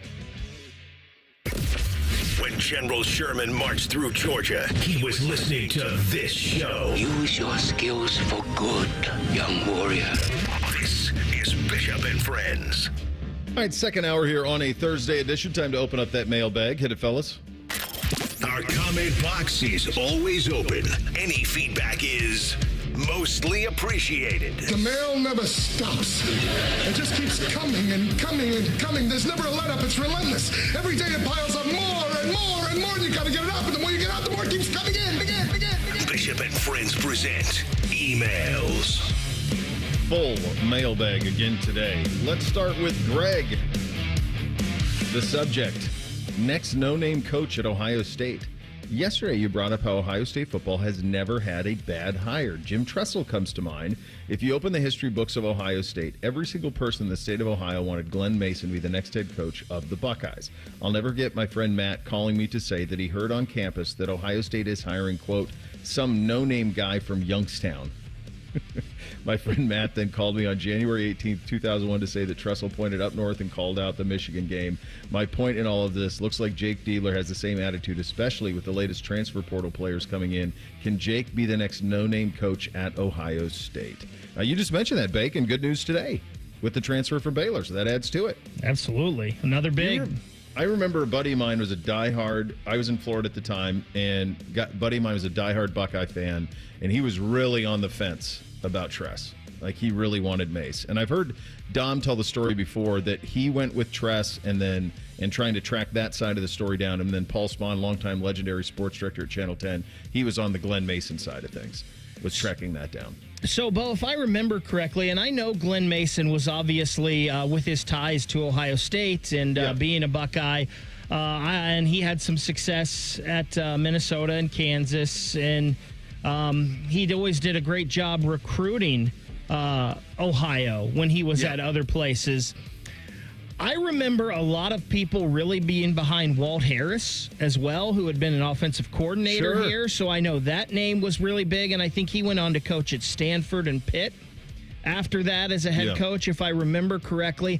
I also remember there was a little bit of Mike Bellotti talk, and I think he even interviewed for the job. I talked to Mike about it. He did interview. He was offered. I talked to him about it at the Rose Bowl. Okay. When we played them, Chip was at Oregon at the time. This would have been probably 09. Was it the 09 Rose Bowl? Terrell Pryor had probably his best game as a Buckeye in that game. I can't remember if it was 09 or 10. I can't remember. But that I remember him, and he told that story, that at the last minute his wife was like, I want to stay here. But he was really in the mix for it as well. So I remember, obviously, a lot of Buckeyes, because of the ties, wanted Glenn Mason. I will tell you, Bo, my personal, and it didn't mean anything, right? I'm just a 21-year-old punk kid back then. But Walt Harris was my number one because I remember the success Ohio State's offense had with him. And this is no joke. Jim Tressel was my number two because I just felt like all that success, he has to be some kind of a good coach. I'll tell you what, Andy Geiger hired some coaches. I mean, he hired Tress and he hired Thad. That's pretty damn good, landing the plane on those two. Yeah, and he hired Jim O'Brien, too, who had a pretty good run here. He did, yeah. This one from Bill. The subject is Ohio State football staff and NIL. Curious to know, but probably never will, if the wealthy Ohio State football staff, most of few or none, personally contribute to the NIL collectives, including the athletic director. You frequently mention a return on investment importance with all of this, Bo, and quite an incentive to invest, I would say, in the best players available around the country. The result equals more wins, higher probability of championship status, or double-digit wins, success at least. Coaches and athletic directors all receive incentive money per their individual contracts on team performance, don't they? At least to some degree, guessing an additional 20 to 35%, way better than the stock market. Maybe with the raises they all seem to have been given per last season, some expectation to contribute is part of the deal these days. This way for Ohio State to indirectly contribute to NIL programs. I don't know. I've brought this up before, that they should, and I would if I were them. I would contribute to it if I were them. But, you know, I'm not telling anyone what to do with my money. I don't know if there's something that's keeping them from doing so. I know that Mike Norvell did. He donated a big portion of his, when he got the big bonus, he donated a big portion of it to the Seminole Collective. So I don't know what would stop them from doing it in the state of Ohio. But maybe there is something, I don't know. Even if there were rules against it, I'm sure there's ways around it. Like if Ryan's on the Buckeye Cruise and throws a big donation to something, you know, in there that's an NIL package, or, you know, I'm sure there's ways around it, and I'm sure it's being done. Bill had a follow-up. In addition to the Tuesday email, seems to me NIL contributions by rich and not-so-rich donors, but Ohio State begs for constantly contribute to not only securing good football players, but also padding the bank accounts of many non-players as well. Common logic shows that the best players win more games. Winning games equals a result in larger salary increases and massive bonuses yearly for coaches and athletic director. Not discussed much, is it? I have, Bill. We've talked about it. I know I've talked about it several times. I will be candid with you. I haven't looked into it to know if there is something that precludes them from doing it in terms of on the record doing it. I can look into that. We'll get the MIT kids onto it and see if there is something that stops all of that from happening. This one from Robert, but I do think they should. If they're asking it from you, then they should put their money where their mouth is. Absolutely. This one from Robert, toxicity of Ohio State fandom and others. Bo and all, I appreciate your work on the show. Well, I don't think Ohio State's fandom is as bad as some others. I think Ohio State fans expect a lot and feel entitled to certain things and get pretty unpleasant when they don't get them. In particular, the last 2 Ohio State-Michigan games at the Shoe have been pretty unpleasant. I think toxicity should be measured in part by how people behave when their expectations aren't met, and we probably aren't great at that. I don't, however, think that we are the worst. One team that was left out of your discussion that seems to merit this is Auburn. They have outsized expectations for their team's performance and don't have much in the way of standards, and have low tolerance for failing with high consequences for staff. Sort of paycheck. Okay, and then P.S. I'm not the person you noted who used to call Tony Kornheiser. I listened to the podcast, but I'm much more recent than the person you mentioned. All right, Robert, here's what Auburn's a good one. That's a byproduct. Can you imagine being Auburn in that state? Like being the thing you care about most is you have to share the state with them. And you are the clear little brother. That's a tough spot, man. I think that's what leads to the toxicity and all of it. But I also think Auburn had a Saban problem. They don't have that much. I think they have an Alabama problem, but they really had a Saban problem. Is probably what happened there. Bob and Schlegel were talking about this the other day on the Bobby Carpenter show, and Schlegel was talking about how, it is toxic. Like, we were firing Ryan and giving the keys to Brian Hartline and all of that, and it's a fine line, right, between passion and toxicity and all of that. Yeah, but you wouldn't change anything, because there's also excellence that comes with it. Several on the weather. Let's start with Mike. I have 3 boys the same ages as yours, 13, 11, and 8. Your segment this morning was perfect. The weather has broken me. I have 2 in baseball, 1 in soccer at the moment. All we're doing is teaching them that sports are miserable. My 11-year-old is trying to play soccer right now. There is literally a 4x4 foot puddle at center field. Why don't we do this in June? It's real, man. It's crazy. It's absolutely crazy. Mike, spring in Columbus. Great words about spring. I've lived here 70 years. May used to be great and October sucked. About 25 years ago, it moved 1 month to the right. Now May sucks, and you can schedule tee times and play until about November 15th. Enjoy fall in Columbus. Here's the problem for all of us in our business.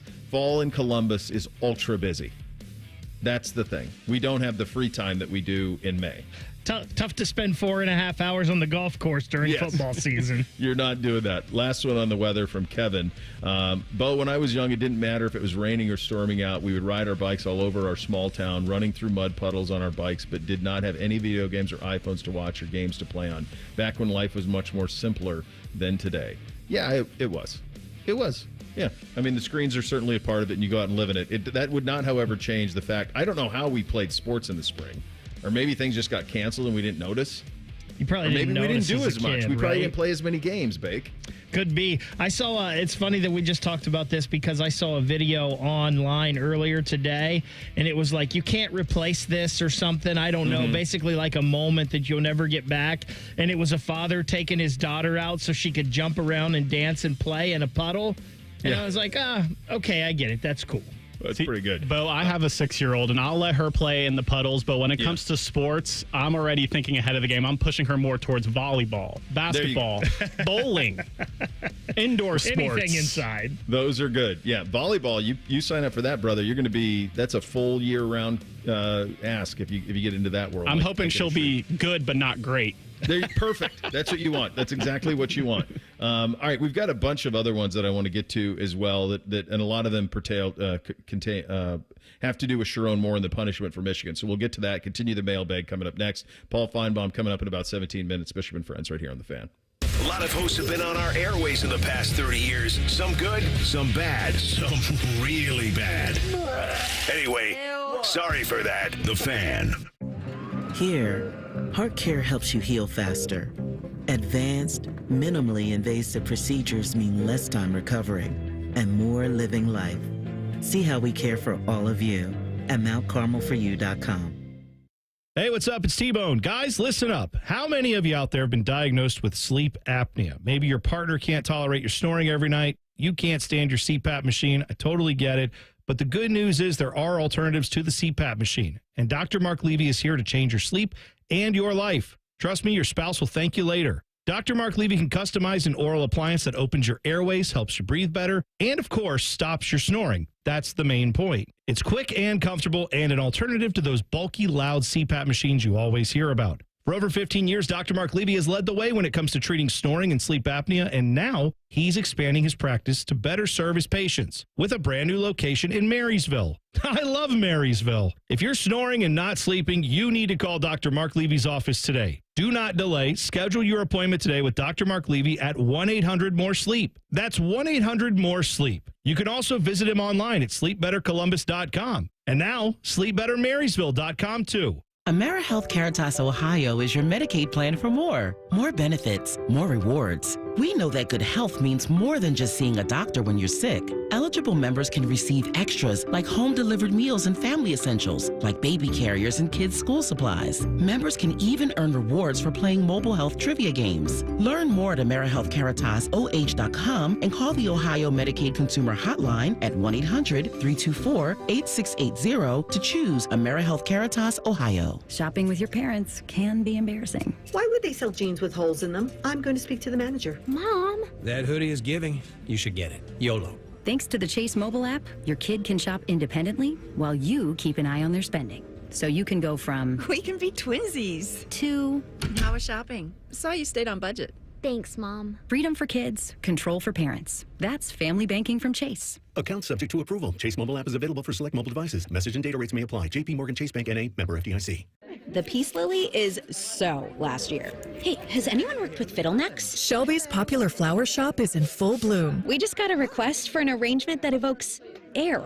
Who's up for that challenge? No? She needs to hire a floral designer to nip foliage faux pas in the bud. I need Indeed. Indeed you do. Our advanced matching helps find talented candidates so you can connect with them fast. Redeem your $75 credit at Indeed.com/credit. Terms and conditions apply. Come into your local AAA Car Care Plus and get a $39.99 full synthetic oil change plus a free tire rotation. Only at AAA Car Care Plus locations. And on the plus side, AAA members save more. Restrictions apply. Offer ends May 31st. See store for details. We at The Fan have created a show where you can be a homer, a hater, or whatever you want to be. Your family may not listen to you, but we will. Sundays at 11, it's The Fan Call-In Show presented by ESPN Bet at Hollywood Casino Columbus. You're welcome. Have you ever told a friend? Oh, I'm fine. When you really felt... Just so overwhelmed. Or sent a text? Can't sleep. Are you awake? When you couldn't find the words to say? I'm scared to be alone with my thoughts right now. Then this is your sign to reach out to the 988 Lifeline for 24/7 free confidential support. You don't have to hide how you feel. Text, call, or chat anytime. Most Ohioans believe every student, regardless of zip code, income, or background, deserves a great public education. And it's Ohio's dedicated public school educators who make that possible. This Teacher Appreciation Week, join the Ohio Education Association in saying thank you. Tell us about a teacher making a big impact and they could win a vacation package from NEA member benefits or other great prizes, including pizza for their students. Go to ohea.org to nominate a teacher, because public education matters. Fan weather. From the Logan AC and Heat Services Weather Center. Hey there, Central Ohio. I'm 10 Weather Impact meteorologist Michael Behrens of your latest forecast. We're looking at some scattered showers, maybe a rumble of thunder this afternoon. Temperatures up in the upper 60s. We'll drop down into the 40s tonight as things dry out. Sunny and 60s for your Friday. We'll be back to 70s this weekend with more sunshine Saturday and Mother's Day. That's your latest 10 Weather Impact forecast. I'm meteorologist Michael Behrens on 97.1 The Fan. An encyclopedic knowledge of sports and other random things you may or may not care about. I think I found my mentor. Rockman and Ice. Weekdays from noon to 3. The Fan. Producers, co-hosts, friends. Some of those things are true. You're listening to Bishop and Friends. Indeed you are, and we are proud to be sponsored, as always, by our great friends at Diamond Cellar, your true jeweler for over 78 years. Still a couple of days if you're looking for something for mom. Head to one of their locations, tell them Bo sent you. They'll point you in the right direction. Our great friends at Diamond Cellar. All right, let's continue the mailbag. Boy, tons of them. A lot of good ones. This one from Zach. Hey, Bo, the subject was Spygate. Hey, Bo, listen to your show on Monday about the 2-game suspension for Maury, and then quotations. He talked about how Harbaugh got off free, but why is that? During Tatgate, the NFL made a point to punish Tress. He was just an analyst for the Colts. Why wouldn't the NFL step in again? So not only did they get Tress, remember, they had Terrell Pryor's suspension upheld. He was suspended, too. It's a very good question. Why the NFL has bowed out of this stuff. The only thing I can think of, and this is another one, Zach, we're going to have to look into, so put that on our list, Bake, of things we need to look into. The only thing I can think of, and it's just connecting the dots, a little bit of common sense, is that the NCAA ain't what it used to be. And there was a time where the NFL and really all of us really respected the NCAA and their ability to have punitive penalties that hurt you. And I don't think that that's the case anymore. That's the only thing I can give you on that. It's a good question, though.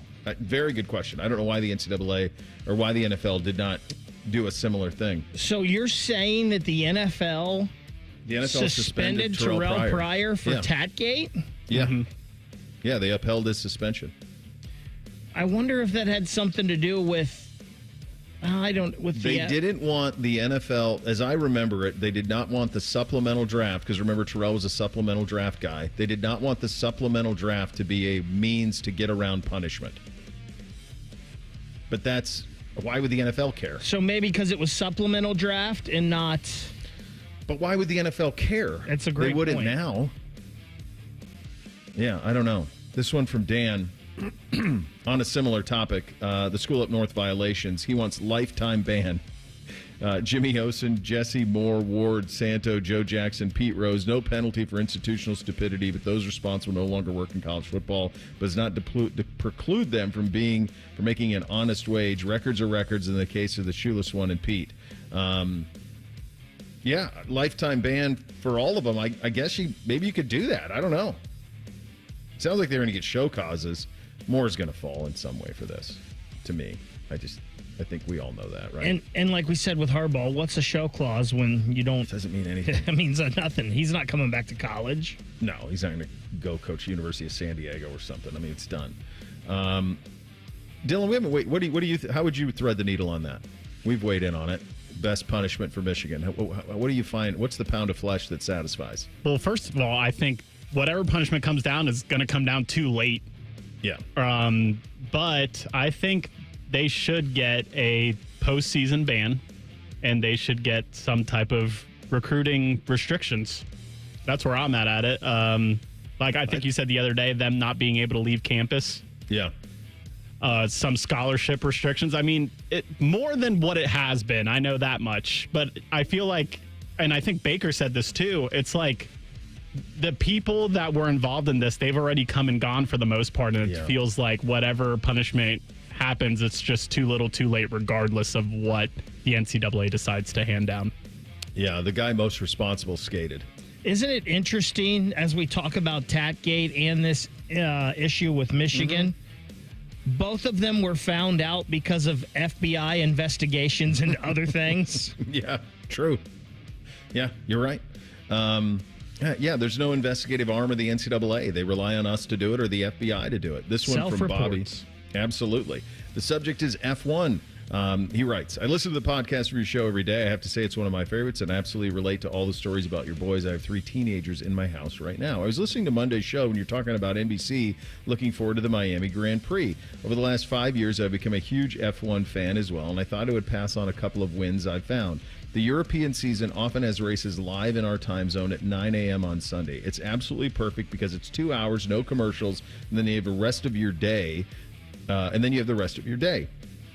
The second tip is ESPN often replays going from afternoons on early races. Thanks for the amazing show, Bobby. Well, thank you for listening, Bobby, and thank you for the tips. Yeah, I found it really appealing. It's like a soccer game. Like a Premier League game, like 2 hours, no commercials, let's go. That cuts into your Costco time on Sunday morning, though, Bo. That's my Costco run. Yeah, that's when I do it. My good friend that lives out in Kansas City, he loves that. That's his Sunday morning routine, and it would be 8 o'clock out where he is. But he gets up on Sunday morning, fires up the coffee, and watches F1. Yeah, I mean, there's a lot to like about it. This one from loyal listener Shannon, daily listener, invited me to the High Bank tasting tour that she's doing on Friday. I will not be able to attend. I've got some youth sports stuff on Friday night, as is customary for me. Continues to write, since Yellowstone, the only Taylor Sheridan show I have not giving up on, I'm awaiting season 4 as Mayor of Kingstown. It is 2 thumbs up. I will test Landman season 2, but it started losing me when the wife and daughter became more of the focus. Any insight on the decision to air Reds games? This can't be a moneymaker. 162 games is way too much airtime, but I think the numerous Blue Jackets games is an overload. Don't send the cavalry after me. It's kind of a no-brainer. Lucky Fish is in Chicago. You're very lucky. Yeah, very lucky. Yeah, I mean, I think anytime you can be... I mean, we have Browns, we have Buckeyes, we have Blue Jackets, we have... And now Reds, I think it's all a win. I think it's as... And for me... I still love, as I'm driving around to the boys' stuff, I still like listening to sports on the radio. It's a big win for me. I still like it a great deal.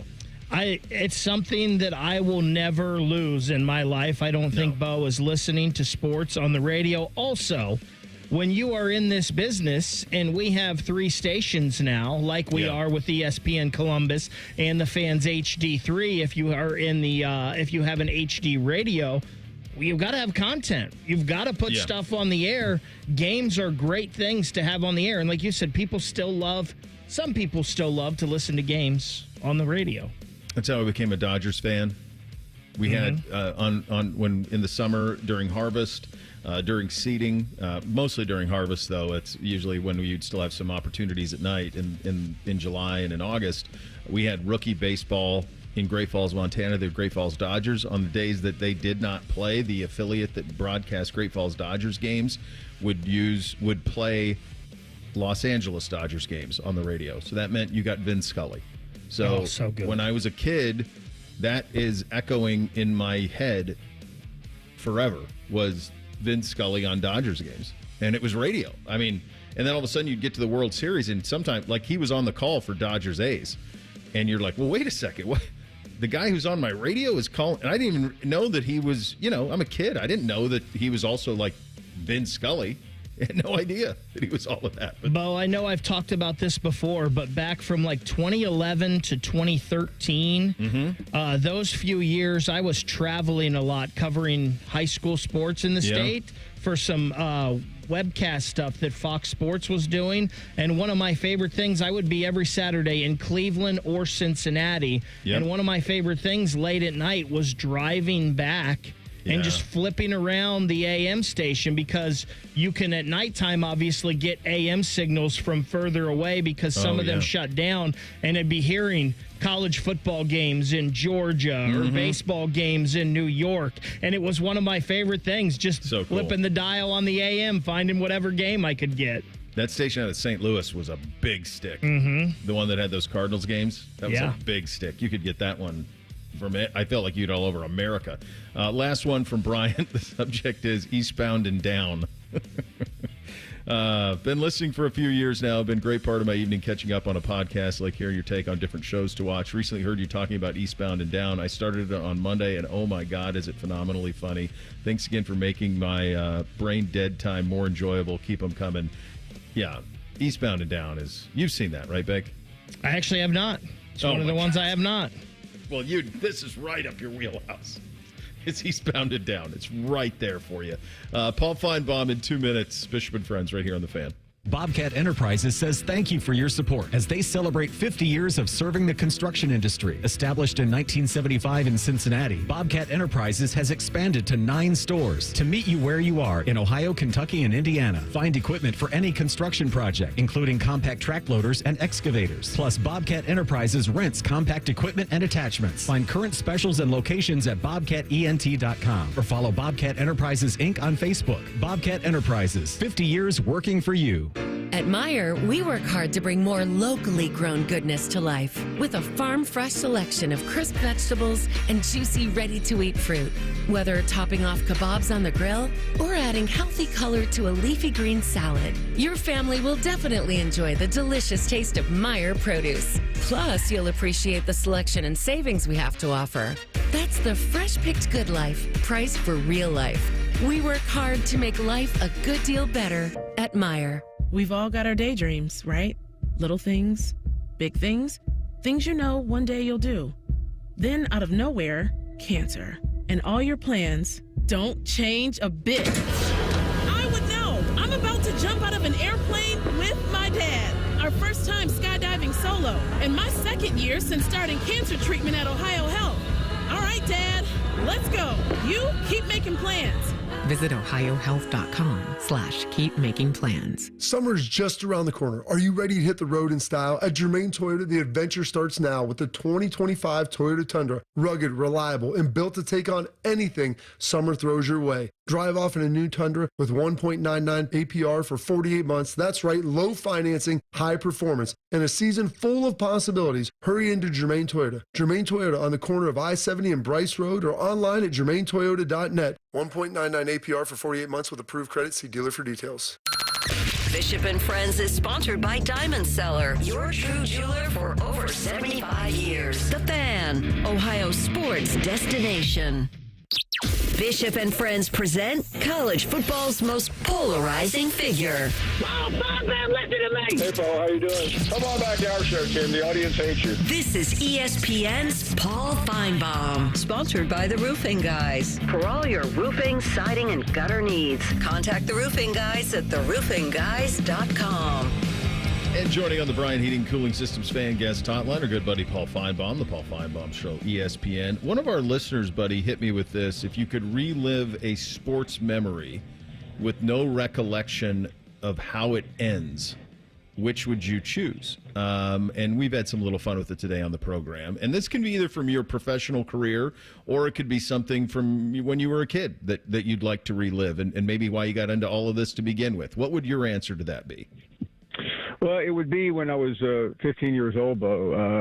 I lived in Memphis, and believe it or not, I was a much bigger college basketball fan than football. And the team that we followed, they were the Memphis State Tigers at the time. They made a run and played for the national championship against UCLA. And for whatever reason, maybe it was since I was 15.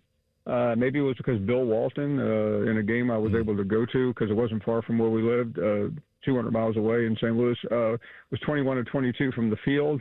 It was also the first Monday night NCAA championship game. Until that year, the games had been played on Saturday afternoon. Can you believe that? No, I cannot. Did you know going into that game as a 15-year-old what Walton was?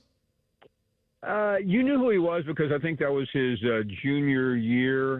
UCLA had won. I don't know. I mean, they were on that run where they won something like 9 out of 10 championships. But it was just again, everyone's at 15. Your team plays for it all. I'll never forget. I was in 2009. I was on a plane to California for the Rose Bowl, the national championship BCS game between Texas and Alabama, and I was sitting with these. Couple of Alabama fans on the plane. They were students. And I said to them in 2009, I said, guys, listen, let me just tell you something. I've covered Alabama for my entire life almost. I've only seen one national championship. Enjoy this because you may not ever see another one. Of course, during that stretch, they played for the national championship 9 times. Yeah, a little spoiled, which actually that kind of dovetails into another thing that's kind of been a topic this week is this idea of toxicity among fan bases. And Ohio State on some internet poll was voted as the #1 most toxic fan base. And I said, look, I view that kind of badge of honor for Buckeye fans because toxicity comes with expectations. Where would you, and you obviously have a lot of this that you deal with on the program in terms of there's a fine line, right, between toxicity and passion. Well, I'm not saying this to patronize, but I look at Ohio State fans as the northern version of Alabama. It's essentially the same program.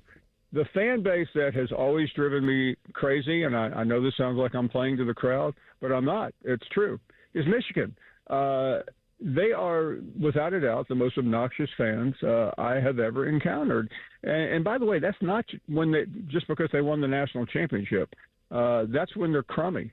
They have such an inflated view of not only their football program, but even worse, their university. I mean, I've had Michigan fans stop me in Washington, D.C. and in New York and gloat about, we're the best academic school in the country. And I'm like going, you ever been to Harvard? You ever been to Princeton? But that's it. So, I mean, I don't even have to think twice about that. I mean, it's the Wolverines. It's been a hell of a week up there. Their president is going to Florida, and that's a very difficult thing. Imagine? That's a very difficult thing for them to wrap their head around. I promise you, my friend. You've had John Bacon on your show. We had him on this week, and I said, buddy, that ain't it. And he went, well, they're offering him more. And I'm like, you don't ever leave if it's the Harvard of the North, then you don't leave it to go to the University of Florida. No.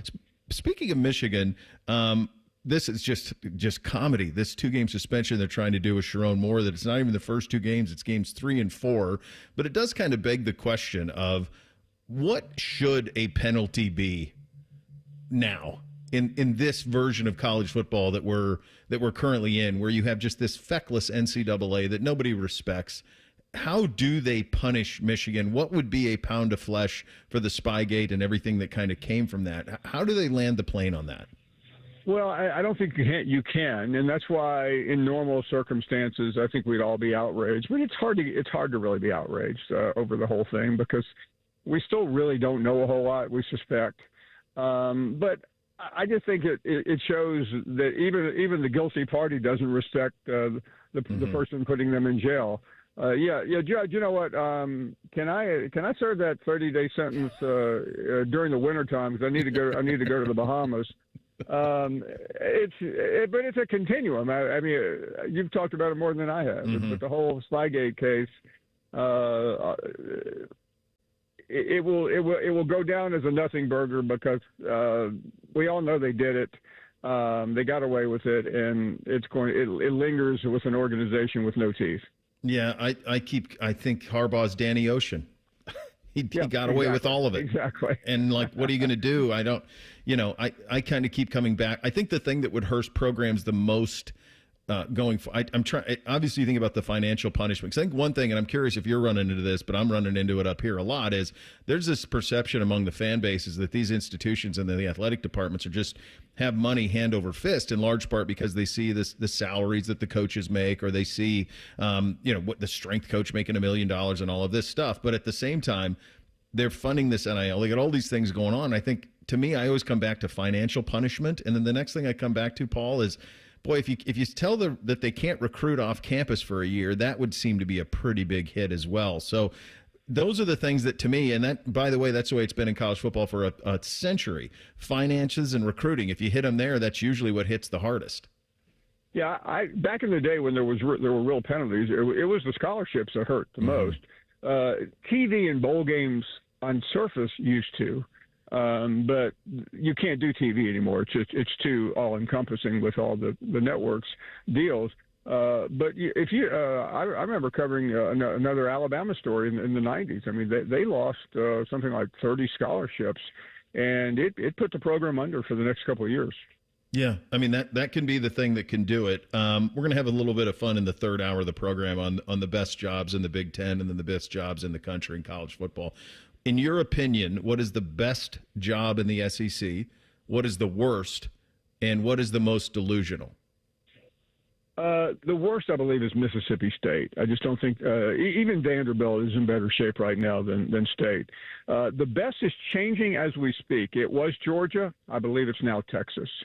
The most delusional is probably Texas A&M. I say that because they always think they're going to win. They always think they're going to be good because they have as much money as anyone but Texas.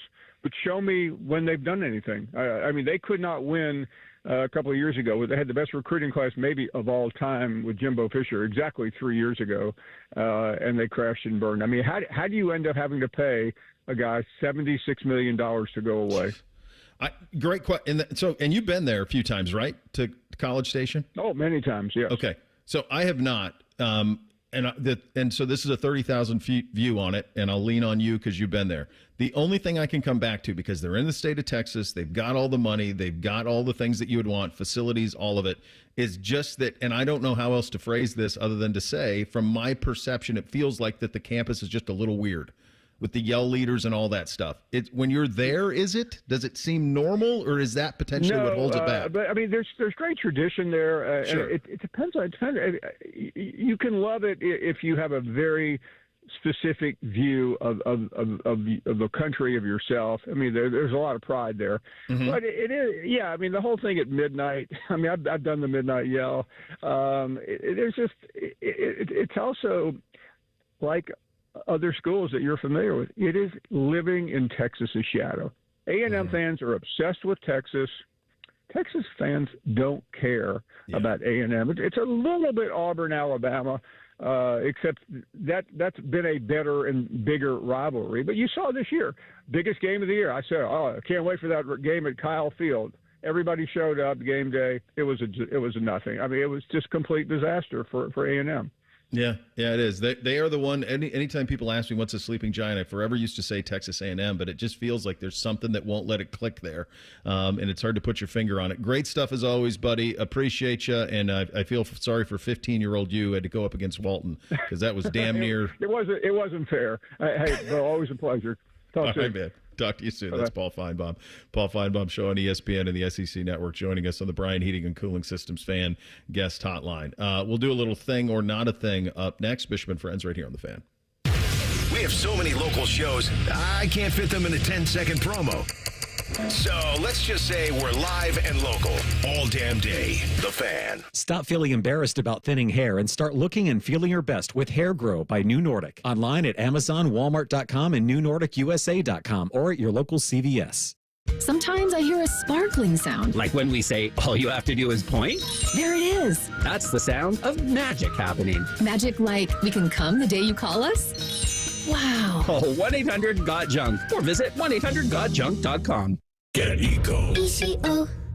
Aaron, which brand of air conditioner is the most energy efficient? It's the one that's had its outside coils cleaned correctly. Well, I can wash those off with a garden hose, right? No. Why not? Humidity mixes with dust and pollen to create a microthin film of sticky paste that gets baked onto those hot outside coils. And that baked-on stuff keeps my coils from releasing their heat into the atmosphere. Which means your system has to run longer, which uses a lot more energy and it shortens the life of your air conditioner. Get Eco. ECO. How do we get that baked-on stuff off? Remove the exterior shroud, then spray the coils from the inside out with a special eco-friendly solvent. Can I rinse the solvent off with a garden hose? Yeah, but only from the inside out. Or I could just pay Eco to do it. Get Eco. ECO. Eco doesn't take shortcuts. We do it the right way every time. Get Eco professional coil cleaning for just $468. Social media is fun, but it's not the whole picture. Comparing yourself to what you see online can be stressful. For more tips on reducing stress, go to mha.ohio.gov/check-in. A message from the Ohio Department of Mental Health and Addiction Services.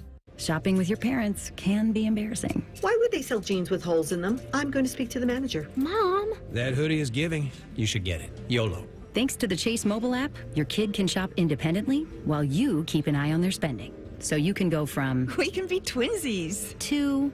How was shopping? Saw you stayed on budget. Thanks, Mom. Freedom for kids, control for parents. That's family banking from Chase. Account subject to approval. Chase mobile app is available for select mobile devices. Message and data rates may apply. JP Morgan Chase Bank N.A. member FDIC. The Peace Lily is so last year. Hey, has anyone worked with fiddlenecks? Shelby's popular flower shop is in full bloom. We just got a request for an arrangement that evokes air. Who's up for that challenge? No? She needs to hire a floral designer to nip foliage faux pas in the bud. I need Indeed. Indeed you do. Our advanced matching helps find talented candidates so you can connect with them fast. Redeem your $75 credit at Indeed.com/credit. Terms and conditions apply. Hey, what's up? It's T-Bone. This month of May is a fantastic time to win at Hollywood Casino Columbus. Win a pair of tickets to the Memorial Tournament by visiting at Hollywood Columbus on social media and follow the steps for a chance to win. You've got a chance every Tuesday for second chance drawings. You can cash it on your losing wagers. 5 winners every Tuesday get $100 pen cash. Plus, all you can eat ribs Tuesdays and Thursdays in May, only at the ESPN Bet Sportsbook inside Hollywood Casino Columbus. Must be 21 or older. Gambling problem? Call 1-800-GAMBLER. If you miss a little, you'll miss a lot. Search for your favorite fan shows wherever you get your podcasts and subscribe. Every episode comes right to your phone absolutely free. Modern technology, it's a hell of a thing. Do it now. The Fan. This Mother's Day, be direct. Tell Mom she shines without saying a word. At Diamonds Direct, we've curated a meaningful collection of timeless gifts for every budget, from birthstone rings and stackables to diamond pendants, pearls, and stunning earrings. So here's to Mom for her love, her strength, and always putting others first. This year, she deserves a gift that lasts a lifetime, and that's our specialty. Diamonds Direct, your love, our passion. Hey there, friends. Bo Bishop here. Sick of the long security lines and flight delays? Travel on your terms. Go RVing and get ready to save at RCD RV's Open House. From May 3rd through the 10th, take advantage of huge deals on new and pre-owned RVs. Our Delaware, Heath, and Pataska locations will feature exclusive sale pricing on all new and pre-owned travel trailers, fifth wheels, motorhomes with special financing rates available, plus discounts on camping accessories. Come by today. We'll have your road ready by Memorial Day. Find unbeatable savings, unforgettable fun, and everything you need to hit the road at rcdrv.com.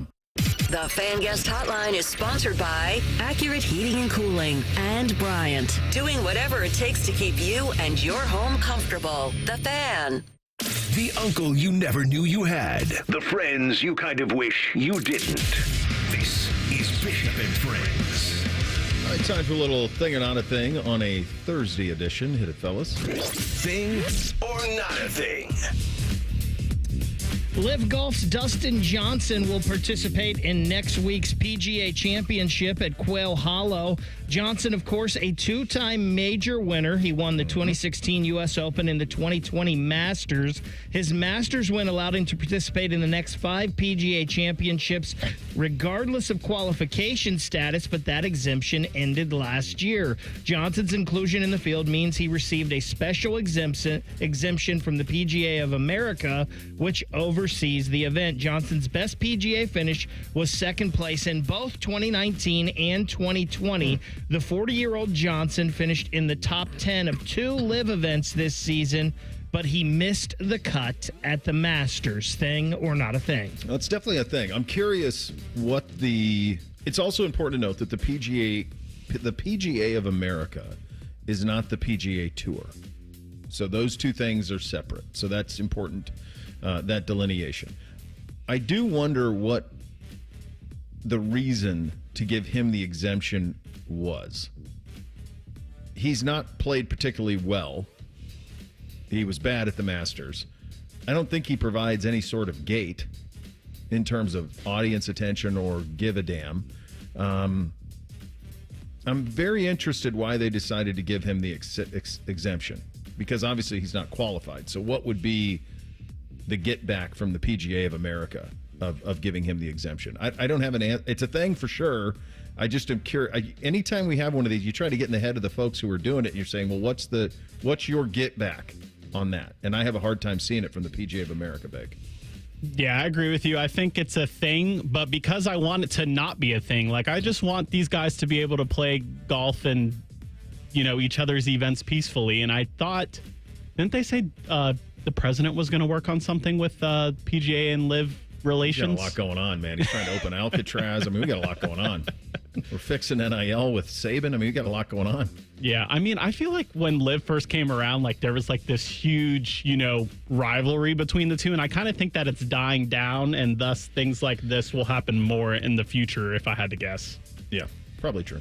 Listen, it's a good thing for the PGA, right? You want the best competing in the majors, and he may not be one of the best right now, but he has been in the past, and he is a guy that I think at any moment could turn it on for a weekend and possibly win a tournament or two. So I think this is a thing for the PGA. He, to me, seems like and I don't blame him, I'd probably do the same. He's married to Paulina Gretzky. He's got all the money in the world. What's he's your why? He's a Masters champion. He's won a U.S. Open. Like, he's so far exceeded, like, probably his wildest dreams. Yeah, what's... It's kind of like when Banya says to Jerry, do you work out? And Jerry goes, why? That's kind of like how I am from Dustin Johnson. Like, do you want to get back to elite golf? Nah, why? I'm good.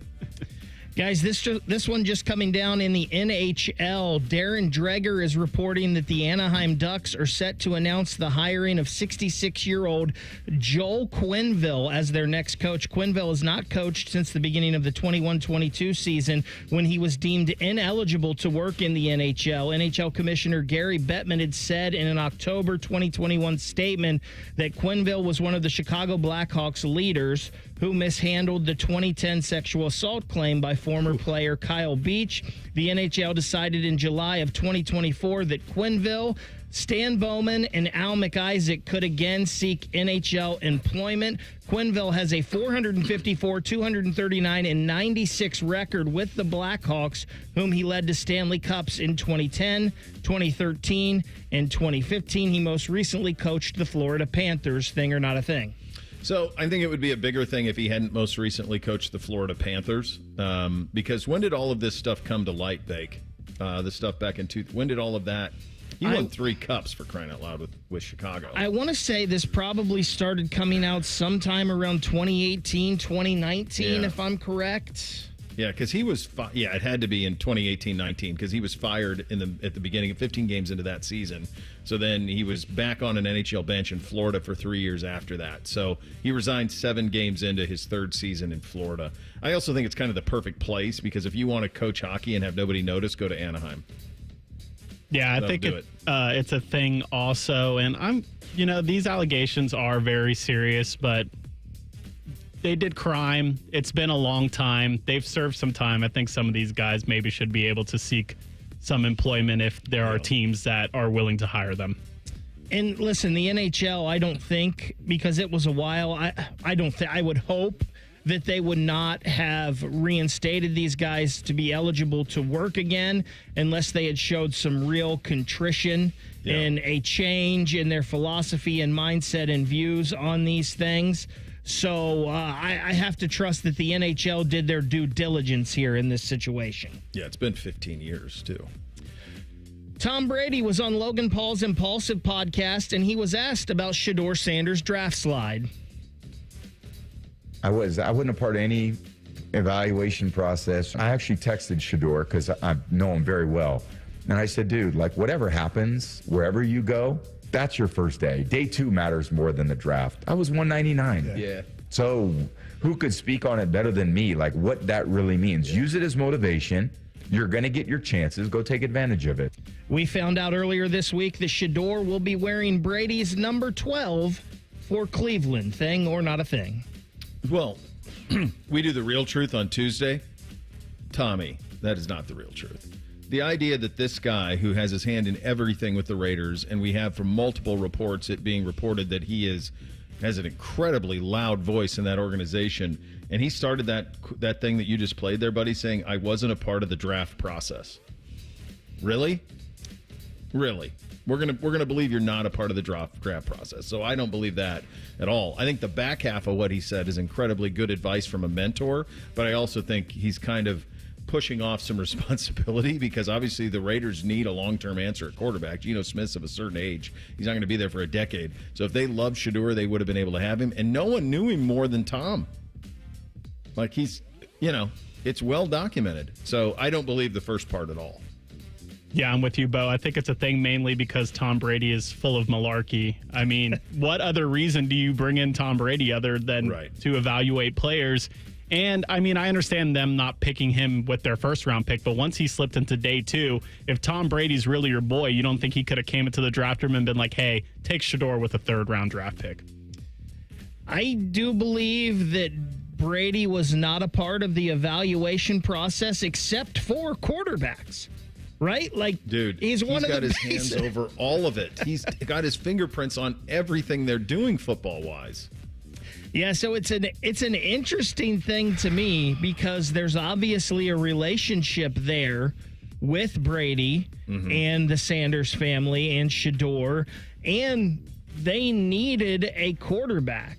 And when he started to fall, you would think, hey, maybe they would jump up and grab him, but that was not the case. So Brady can give him all the motivational speeches he wants, the pep talks he wants. Maybe the most motivational thing Brady did for Shedeur was not draft him. Let's talk about another quarterback. Former Utah quarterback Cam Rising announced on Wednesday that he is retiring from football. Rising, who was 25, started 3 games last season before suffering a season-ending injury to his throwing hand. He posted Wednesday on his Twitter, "Due to a hand injury I suffered during the Baylor game, I've been advised by 2 orthopedic physicians that I will never be able to return to playing football. I'll be obtaining a 3rd medical opinion and will undergo the recommended surgery. In the meantime, I will unfortunately be forced to medically retire from the game I love." Sources told ESPN that Rising has accepted an offensive coordinator role at Newberry Park High School in California, where he was a 3-year starter from 2015 to 2017. He left as a 4-star recruit in the 2018 class. He will coach 4-star Michigan QB pledge Brady Schmiegel, who is ranked number 45 in the 2026 ESPN 300 next fall. Thing or not a thing? So many things here. First of all, I'm glad this kid got paid, right? Because he's probably the personification of what NIL can be if maxed out. So he's probably enriched himself tremendously over the last 3 or 4 years at University of Utah. So good job out of him. You know who the number 1 quarterback in his recruiting class was? I do, because I looked this up today, and I was just about to pull it back up. Dylan, do you know? Me and Baker looked it up together. You do know, yeah. So for the audience, someone you've heard of, Trevor Lawrence was the number 1. Justin Fields was number 2. Trevor Lawrence is on his 2nd NFL contract with the Jacksonville Jaguars, as is Justin. JT Daniels, Micah Parsons was in his class. Amon-Ra St. Brown, Patrick Surtain. I mean, established vets now. Jamar Chase was in that class too. Yeah, you're right. Jamar Chase was the number 19 player overall in that class. That's unbelievable. By the way, we are really good. I mean, this is just one. I'm sure we could do this for others, but I'm just looking at the top 20 players in the country. Like, damn near every one of these guys got drafted. Top 20 in the country: Terrence Marshall, Jamar Chase, Jeremy Ruckert, Jalen Green, Jalen Redmond, Bray Walker, Jordan Adams, Zamir White, Tyson Campbell, Patrick Surtain, Amon-Ra St. Brown, Nicholas Petit-Ferrer, Jamari Slayer, Justin Shorter, JT Daniels, Micah Parsons, Xavier Thomas, Justin Fields, and Trevor Lawrence. That's a pretty Some good players in there. Yeah, there's a lot of guys who found their way. That's a good one there. All right, we'll do a little higher or lower coming up at next final hour on a Thursday. Bishop and Friends right here on The Fan. If you haven't thought about Buckeye football today, I'm sorry to tell you that you're dead. Our condolences. Your home of the Buckeyes, The Fan. Hey, it's Anthony from my friends at the Honda dealership here in Central Ohio, Germain Honda of Dublin. You know the brand, you know the reliability and the styling. Now get to know the deals. Grab a new 25 Honda HR-V, a 25 Accord SE, or even a 25 CR-V LX all-wheel drive for 0% up to 36 months. Talk to my man Rich. Get the right vehicle, the right deal at the right dealer. Germain Honda of Dublin on Sawmill Road just south of 270. Breaking news, and this one is almost unbelievable. Yeah, it's all about new customers at Bet365 because they get $150 in bonus bets when they bet $5, win or lose. And even better, bonus bets can be used on the spread, totals, and player props. There you have it. Bet $5 to get $150 in bonus bets, win or lose. And see why it's never ordinary at Bet365. 21 plus only. Must be physically located in Ohio. Gambling problem? Call 1-800-GAMBLER. T&Cs apply. Okay, so I'm gonna let you in on a little secret. Wendy's has this new Cajun Crunch chicken sandwich. And to be honest, I'm kind of crushing hard on this Sammy. It's packed with bold Cajun flavors and topped with crispy onions for a satisfying crunch. All on Wendy's iconic spicy chicken sandwich. It's honestly kind of my dream sandwich. I hope it likes me back. For a sandwich you'll love, gotta be Wendy's. Open till midnight or later. Limited time only at participating U.S. Wendy's. Hours may vary by location. Hey, it's Bobby Carpenter. Spring into savings at Ohio Mulch. Get your mulch as easy as ever. Save $50 on home delivery now through Sunday. All you got to do is visit ohiomulch.com today. Ohio Mulch. Landscape Supply. AmeriHealth Caritas Ohio is your Medicaid plan for more. More benefits, more rewards. We know that good health means more than just seeing a doctor when you're sick. Eligible members can receive extras like home-delivered meals and family essentials, like baby carriers and kids' school supplies. Members can even earn rewards for playing mobile health trivia games. Learn more at AmeriHealthCaritasoh.com and call the Ohio Medicaid Consumer Hotline at 1-800-324-8680 to choose AmeriHealth Caritas Ohio. For over 78 years, our family's been part of your love stories. At Diamond Seller, we offer bigger diamonds, better prices, and timeless designs for every chapter of your life. From your first yes to your forever I do, trust the jeweler who knows diamonds best. Visit Diamond Seller today.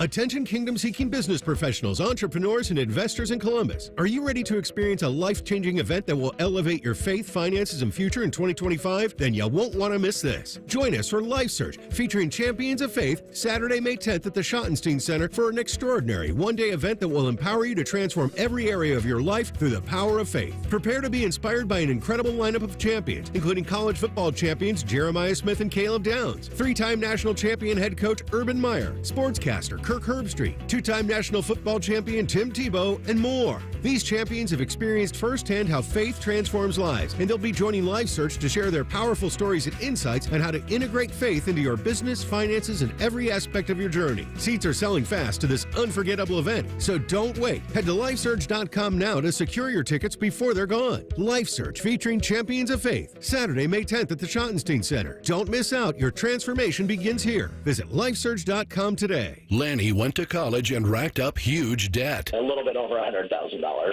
For a degree he couldn't use? Now what? I had a friend that went to my computer career. They even helped him get hired immediately after graduation. One of the things I love about IT is that you can work from anywhere you want. You could become an IT pro in just months, including cybersecurity and the basics of AI with zero experience at mycomputercareer.edu. It worked for me, and I know it can work for you. This is one student's experience. Individual results vary.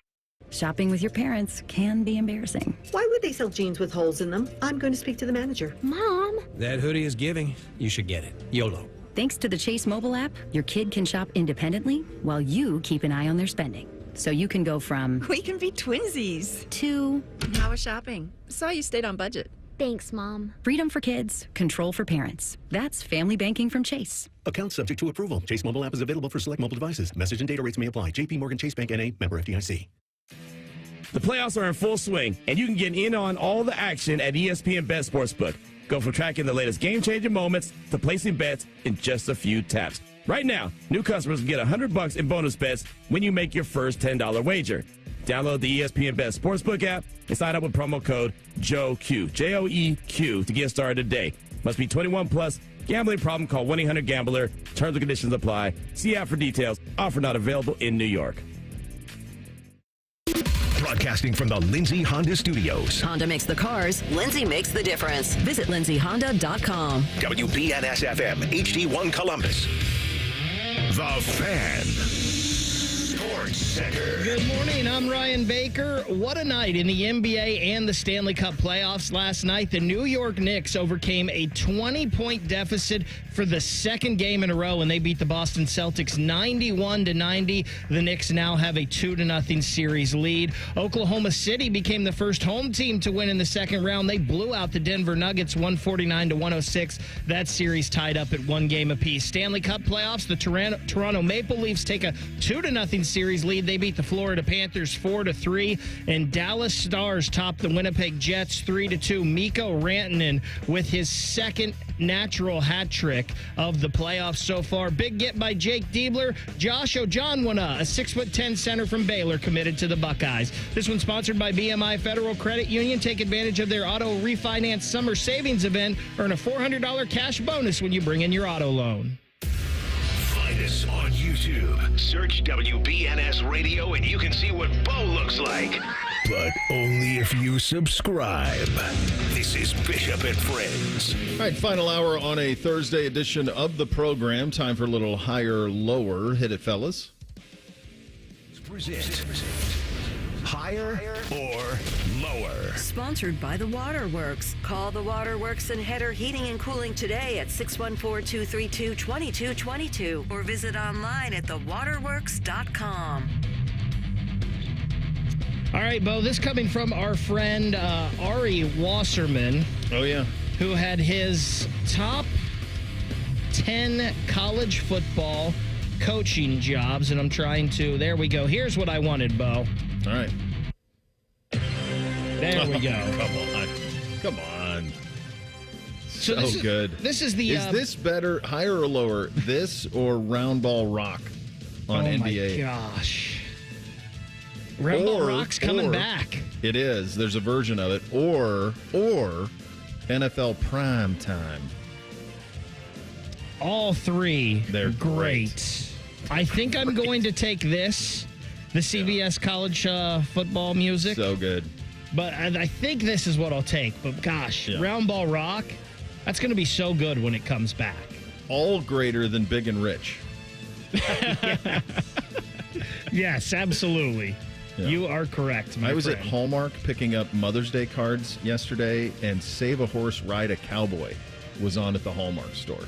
And I thought, I did not have that on the bingo card. In the Hallmark store? In the Hallmark store. Save a Horse, Ride a Cowboy. I always preferred changing that to a baker, but I don't know. Just That's right. You said it. You said it. I'm a happily married man. Can't you have lines like that anymore? But do you want to start here at number 1 or number 10 with Ari Wasserman's best college jobs? Let's have some fun with this. So let's also say, here is what I think you need to be the best college football job in the country. Okay? Number 1, I need proximity to talent. Mm-hmm. I got to be able to recruit in a car for some of my class. I can't be in a situation like Nebraska, like Oklahoma, where every time I need to recruit, I got to get, like Notre Dame, damn near. Every time I got to go recruit, I got to get on a plane. It's a jet plane. I got to have proximity to talent. So that's the first thing that I need. The next thing I need is I need some tradition. I need some history. That's pretty important, because what does that give you? That gives you passion, which gives you money. So you need those things in kind of a big way. So those things are key in terms of what I'm looking for when I think about the best jobs in the country. And my list has changed through the years. It has. My answer to this is different now than it would have been maybe 15 years ago, because I think of the landscape of the sport. So, let's start with number 1. All right, so at the top, Ari Wasserman has the Texas Longhorns. Higher or lower? And you can't go higher, obviously, on the Longhorns. I'm going to go just slightly lower. Slightly lower. And this will spoil your one at number 3. So I think Texas and Ohio State are the 2 best jobs in the country. I think they both have the things that I want. Texas probably has a little bit more in terms of the natural resources in recruiting, but they're also in a state that gets absolutely ravaged by everybody else. So they have to fend off their own in-state stuff. They got to fend off Oklahoma. They got to fend off Ohio State. Think how many Texas kids we got on the roster. So I think that's something Texas has to contend with that we don't, even though they have a ton of talent. And I think the Ohio State-Texas passion, Ohio State gets that. I mean, it matters more here than it does at the University of Texas. We've been through that a bunch of times. The thing that puts Ohio State over the edge to me is the ease of the conference they play in. The bottom of the Big Ten gives you a lot of bye weeks. And we saw last year with Texas, year 1 in the SEC, just because their league did not get watered down with expansion the way the Big Ten did with Rutgers and Maryland. That there's the path is tougher there. So I have Ohio State as the best job in the country. I have Texas as the second best job in the country.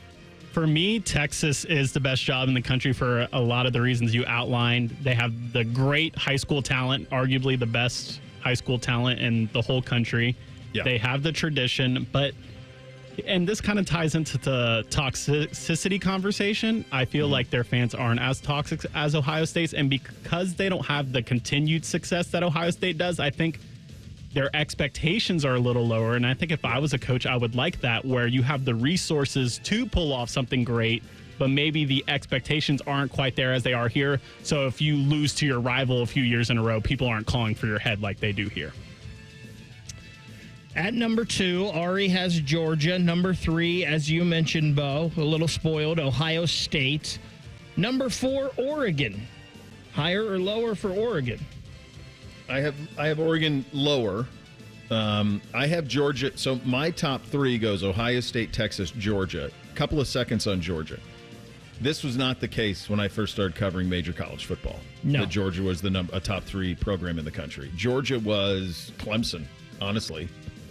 That's what they were. And Clemson wasn't Clemson at that point. These were programs that had a bunch of talent that couldn't put it all together, that were hanging on to this one national championship and Herschel Walker and a hobnail boot and all this stuff back in the 80s.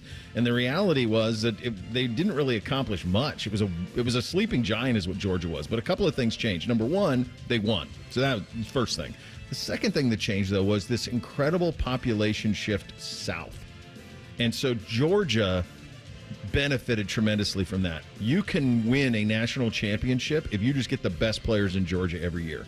I don't know that was the case 20 years ago, but that's the case now. And the other thing that happened in Georgia high school football is they got organized. It used to be a really big old boys network, and it was these rural monster programs that kind of ran it. That's changed a little bit. They've gotten a lot more organized. So I think Georgia is a strong number 3. I would have Oregon down. People aren't going to like to hear this. I think Michigan is a top 5 job in the country, so I would have Michigan ahead of Oregon, and I'd have Oregon down just a little bit.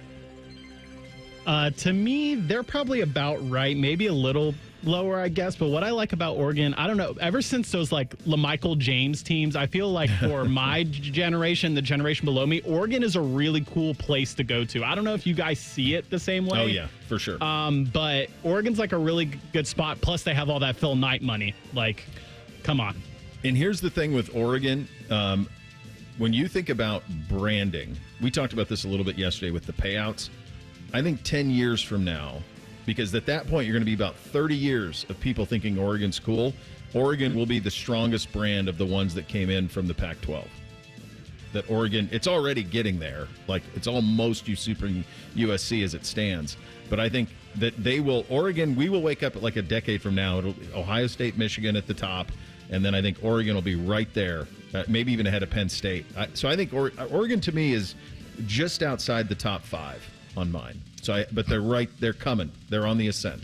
I'll go ahead and give you the rest of the list here. Texas A&M at number 5, LSU number 6, Alabama 7, Michigan 8, Notre Dame 9, Oklahoma 10. I'm curious, Notre Dame higher or lower than 9? I tell you what, and we're going to have a little bit more fun with this. There are 3 teams in Ari's top 10 who do not make my top 10 best jobs in college football. I want to get your guys' list, too, as well. 10 best jobs in all of college football. How do they kind of stack up compared to what Andy and Ari did on 3? We'll have some fun with that coming up next. Bishop and Friends right here on The Fan. The sound of Paul Keels calling a Buckeye game is erotic. Oh, yes. Your home of the Buckeyes, The Fan, Ohio sports destination. Shopping with your parents can be embarrassing. Why would they sell jeans with holes in them? I'm going to speak to the manager. Mom! That hoodie is giving. You should get it. YOLO. Thanks to the Chase mobile app, your kid can shop independently while you keep an eye on their spending. So you can go from... We can be twinsies. To... How was shopping? Saw you stayed on budget. Thanks, Mom. Freedom for kids, control for parents. That's family banking from Chase. Account subject to approval. Chase mobile app is available for select mobile devices. Message and data rates may apply. JP Morgan Chase Bank N.A. Member FDIC. The Peace Lily is so last year. Hey, has anyone worked with fiddlenecks? Shelby's popular flower shop is in full bloom. We just got a request for an arrangement that evokes air. Who's up for that challenge? No? She needs to hire a floral designer to nip foliage faux pas in the bud. I need Indeed. Indeed you do. Our advanced matching helps find talented candidates so you can connect with them fast. Redeem your $75 credit at Indeed.com/credit. Terms and conditions apply. Save more on a good deal more during the Meijer Super Sale going on this Friday and Saturday only. Shop low prices on favorites like fresh from Meijer boneless pork tenderloin for $1.99 a pound. Baby cut carrots are 89 cents for a 1-pound bag. And select varieties of Pepperidge Farm cookies are buy one, get one free. Shop low Meijer prices while supplies last and get the same prices in-store and online this Friday and Saturday only. Saving more on family favorites at Meijer. That's the the good life. Exclusions apply. See all deals in-store or in the Meijer app. AmeriHealth Caritas Ohio is your Medicaid plan for more. More benefits, more rewards. We know that good health means more than just seeing a doctor when you're sick. Eligible members can receive extras like home-delivered meals and family essentials, like baby carriers and kids' school supplies. Members can even earn rewards for playing mobile health trivia games. Learn more at AmeriHealthCaritasoh.com and call the Ohio Medicaid Consumer Hotline at 1-800-324-8680 to choose AmeriHealth Caritas Ohio. It's time for the Great Haircut Sale at your local Great Clips salon. Your chance to get a great haircut at an even greater price, just $7.99. And money's not all you'll save at Great Clips. When you use online check-in, you can save time too. So download our app today and hurry in for the $7.99 Great Haircut Sale at Great Clips. It's gonna be great. For a limited time at participating salons. The $7.99 Great Haircut Sale runs May 3rd through May 9th. Visit our Columbus area salons. It's Leslie from Pella Columbus. I'm Wilson from that other window place. Wilson, I got the nicest Google review today. Dewey from Gahanna said, "We cannot believe we are able to get the Pella look and quality at the cost we did." I got a review too. Listen to this. These windows were great. Oh boy. For about a year. Looks like I'll need to renew. In quotes for some reason? My window's way too soon? Repeat customer? Get the window that homeowners rated the leading window brand in Columbus at PellaColumbus.com. Oh, hey, a fan show where you can be the star. Sundays at 11 is the new Fan Call-In Show presented by ESPN Bet at Hollywood Casino Columbus. Your calls, your tweets, your voicemails, your opinions. You can be a homer, a hater, or whatever you want to be. Your family may not listen to you, but we will. The Fan Call-In Show presented by ESPN Bet at Hollywood Casino Columbus. Sundays at 11 on The Fan, Ohio's sports destination. This is the sound of a popular American motorcycle. It's the sound of freedom, the open road, really good times. And this is what it sounds like with a drunk guy in it. How do you like the sound of that? Cops are cracking down on drunk motorcycle riders. If you ride drunk, you will get caught and you will get arrested. Drunk riding, over the limit, under arrest. Paid for by the U.S. Department of Transportation. This is Pause Before You Play, and it's time for more game day picks from local sports fans. You're on the air. Who you got? Actually, I'm not betting, just chilling and watching the game. I know that move. A pause. Sounds like you've got a winning strategy. Exactly. After I set limits and recognized the risk, I knew it was time to stop. Now that is responsible betting, folks. Sports are fast. Betting shouldn't be. Make a plan at pausebeforeyouplay.org. That's pausebeforeyouplay.org. Fan weather. From the Logan AC and Heat Services Weather Center. Hey there, Central Ohio. Watch out for some scattered showers, maybe a rumble this afternoon. Keep an umbrella on standby. Highs near 70. We'll drop into the 40s as we dry out tonight. Sunny and 60s for your Friday. Sunny weather continues Saturday and Mother's Day, but temperatures get back into the 70s. We'll be back to the 80s by next week. That's your latest 10 weather impact forecast. I'm meteorologist Michael Behrens on 97.1 The Fan. Matty Ice has a large tattoo on his calf of LeBron eating a lion. I have nothing else to say. Rothman and Ice. Weekdays from noon to 3. The Fan. The best hair on the air. You were listening to Bishop and Friends. You sick of those long security lines at the airport, the flight delays? Seems to happen every single time that you travel. I know it does to me. Well, you can travel on your terms. You can go RVing. Get ready to save at RCD RV's open house. It began last week and it goes through the 10th. You take advantage of those huge deals, the new and pre-owned RVs, the Delaware, Heath, Pataskala locations. They're locked in, they're ready. Feature exclusive sale pricing on new and pre-owned travel trailers, fifth wheels, motorhomes. Special financing rates available. They'll take care of you. Discounts on camping accessories. Come by today. They're going to have you road ready by Memorial Day. Find unbeatable savings, unforgettable fun, and everything you need to hit the road at RCDRV.com. Tell them Bo sent you, and they will take care of you on that side of things. And we have new things to take care of you starting on Monday. New Morning Juice with Bob and Tito. That's 6 to 8 on the Fan's YouTube channel, the Fan 3 on HD Radio, and the Fan app. Download that Fan app today.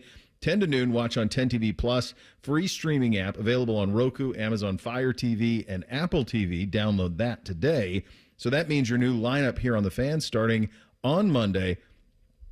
T-Bone and Tyvus, 6 to 9, 9 to noon. We stay the same. Noon to 3, Rothman and I stay the same. 3 to 6, Man and Timmy. And then the Buckeye Show. I can't help it. The Buckeye Show with Brandon Beam is there as well. So you have that to look forward to, which is nice. Top 10 jobs for me. This is how I went. Should we do it? Let's count down from 10 to 1. 10 to 1. Because I've kind of spoiled the top 10. What's number 10 for you? Let's start with you, Bake. So I went LSU as my 10th. Okay. And just keep going here? No, you're good. Okay. Dylan, do you have a 10? Who do you got at 10? I have a school that's not on the list that Ari had, but USC, I feel like, deserves to be in the top 10. Okay. I had Florida Gators at 10. 10 for me. So I had Florida at 10, Bake LSU, and then Dylan, you had USC. All right, number 9, who do you got? I have USC as well. I feel like if USC gets the coach right, they're always good. That proximity to talent is there. I think it's still a school kids want to go play for.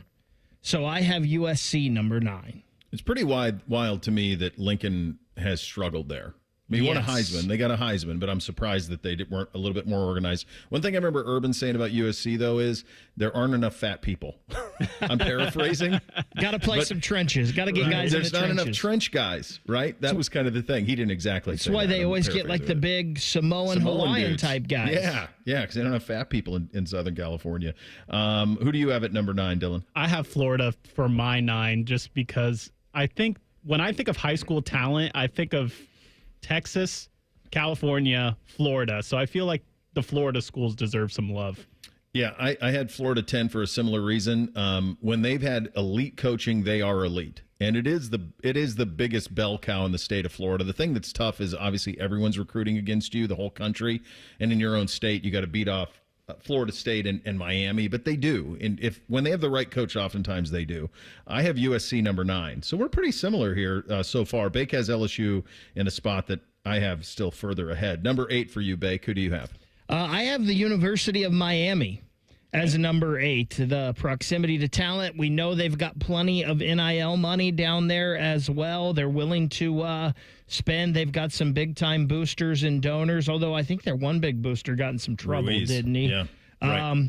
But I still think, again, the U is a school where if they have the right coach, and I think Cristobal is building something there. I think he might be the right coach. I'm not sure. But when they have a coach, they can be very good.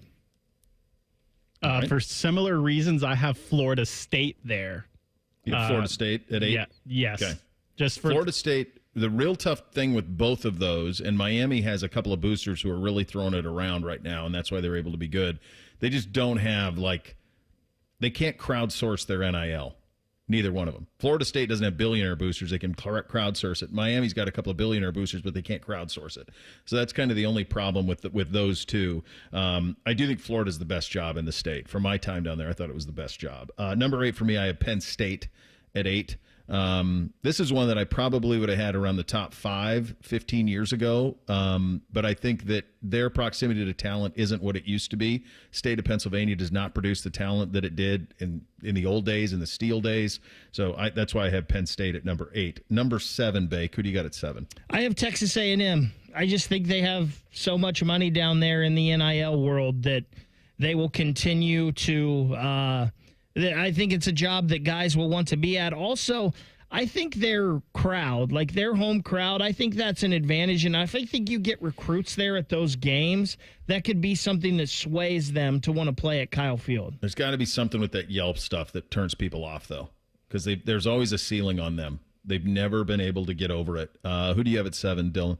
For 7, I have Notre Dame just because the prestigious nature of being a Golden Domer and all of the history involved in that. And Marcus Freeman seems to have them on the right track. So I have Notre Dame at number 7. So I have both Miami and Notre Dame on the outside looking in, just on the outside. They were my others receiving votes. Number 7 for me, I have Oregon currently at number 7 on my list. I think this is one that I'll look back on 10 years from now, and I think Oregon will be in the top 5. But I think right now I'm still a little bit on the outside looking into that top 5. Number 6 for you, Bake. Who do you got? I have Michigan, and I would probably have them higher, but everything, the uncertainty right now with the school and what's coming with the sanctions and everything. And I still think there's an academic thing there that can hold them back a little bit with getting some players. I know usually they get around that and whatnot, but I do think that there is something there as well. I wanted to put them higher, but I just couldn't. D? I also have Michigan as my number 6. A lot of the same reasons, too. I think the academics kind of hold them back from being in the top 5. And despite what has happened here the past few years, I do think that they are the lesser to Ohio State when it comes to the rivalry. So that should put them a few notches below Ohio State. I just want to be really clear. Michigan is not Notre Dame when it comes to their academic standard when it comes to football players. Like Notre Dame's on a different level when it comes to the way that they get kids to come in versus UM. I have Alabama 6. And they have everything. The only thing they don't have is quite the proximity to talent of some of the others. But the other thing they don't have, and I think we're starting to see this, is they don't have billionaire boosters. I mean, the reason Saban was in front of that Birmingham touchdown club talking about NIL and trying to get a wrangle on it is because he knew that if it was that game, he wasn't going to win it. So they just don't have the finances that some of these schools that I have in my top 5 have. Number 5 for you, Bake. I've got Oregon. I think Oregon's one of those programs that has been on the come for a while. They have all the Nike and Phil Knight money. They've got the cool jerseys, which I think has been an attraction to kids and players for the last 20 years. And they're putting a quality product on the field. They put a lot of guys into the NFL. It's a fun style that they usually play. I think Dan Lanning is the right guy there right now for them. So I've got Oregon at number 5. Again, I agree with you, Baker. I have Oregon at 5. I kind of think, same things that we've mentioned so far. It's like they're kind of like a new blood, I guess. But like you've been saying, Bo, here in 5, 10, 15 years, we'll just see Oregon as one of those other top programs along with your Ohio States, Bama's, Georgia's, et cetera. I think the thing that's going to really help them going forward is the world's gotten smaller. It used to be when you went off to college, like you didn't see your parents for months. Now you can FaceTime. You can. The world is so much smaller now than it used to be, and I think they'll benefit because it's an outpost. I don't know if you guys have been to the state of Oregon, let alone to Eugene, but it's a long ways out there. And I think that's the thing that's kind of kept a ceiling on them. But I do think that ceiling is been starting to come off for the last decade or so. I have Michigan at number 5. I just remember Threes telling me that brand still, at the time he was at Notre Dame, but you just think about how that brand was still better than Penn State's in terms of something you'd have to deal with. And now they got Ellison's girlfriend in Portnoy. They got a lot of money they can throw around at Michigan if they want to. Number 4 for you, Bake. Alabama. I still think, the history is there. For the most part, they've been a top program. They had some down years, but it's another place when they've got the right coach. The university is invested. Football is number 1 there. The proximity to talent, all of it. I got Alabama at 4. At 4, I have Georgia, traditional powerhouse that kind of went away for a little bit and then came back. Obviously, Kirby Smart is doing good things down there. They have the proximity to talent. They have the money. I think they have all the goods to be a top job in the country, so I have them at 4. I got LSU at number 4. LSU does not have Alabama's history, but they have the proximity to talent. It's wealthier, bigger city in Baton Rouge, and there's more talent in the state of Louisiana than there is in the state of Alabama, but it's pretty close. But I do have LSU in my top 4 on this list. So number 3 for you, Beck. It's Georgia. I just think that they've proven recently how much football matters. And Georgia, right there near Atlanta, tons of talent in Georgia, not far from Florida. I think it's Georgia, number 3. Here's the thing that also changed there. I used to say because I was in North Florida, so we covered South Georgia too, which is a mammoth. I mean, that's Valdosta High School and Lowndes and Colquitt County, these monster, like nationally ranked teams that were at that time. Valdosta is winningest high school football program in the history of the country. I used to tell people all the time, it wasn't the kids from South Georgia who went to Georgia or Florida State or Florida. It was the kids who didn't. They were so unorganized on keeping kids eligible and getting them help to get into school. They've gotten organized on that front. And that's been a big part, too, of now a lot more kids being eligible to play out of the state. It's a mammoth state for talent. Dylan, who do you got at 3? 3, I have the Buckeyes. It might be unpopular, but I think them not being in the South is a thing. And also from my perspective, if I was a coach, something that would detract me from wanting to play from here is just the unrealistic expectations of the fan base. I feel like you can get a lot of the same resources elsewhere and not have the stress of coaching here. But at the same time, if you are one of those guys, you probably want those expectations. So I could see it both ways. So you got Georgia, Ohio State. So we have the same top 3 then, right? Do we have any difference? Because I've got Texas 2. I got Georgia 3, Texas 2, Ohio State 1. I've got Texas 2, Ohio State 1 as well. Yeah, I have LSU at 2 and then Texas at 1. Yeah, it's a good read on LSU. I think Georgia's the better job. There's a little bit more talent, but I think and maybe a little bit more money having been down there. But yeah, it's a lot of the same ones. I do not have Oklahoma in my top 10. I do not have Notre Dame in my top 10. I do not have Miami in my top 10. Those are some. I think Notre Dame. You know what we always used to do with this game, which was fun? Could Urban win a national championship there? Like, could peak Urban win a national championship there? Like, that was like the threshold for could you do it? And I think the ultimate test case for that would have been Notre Dame.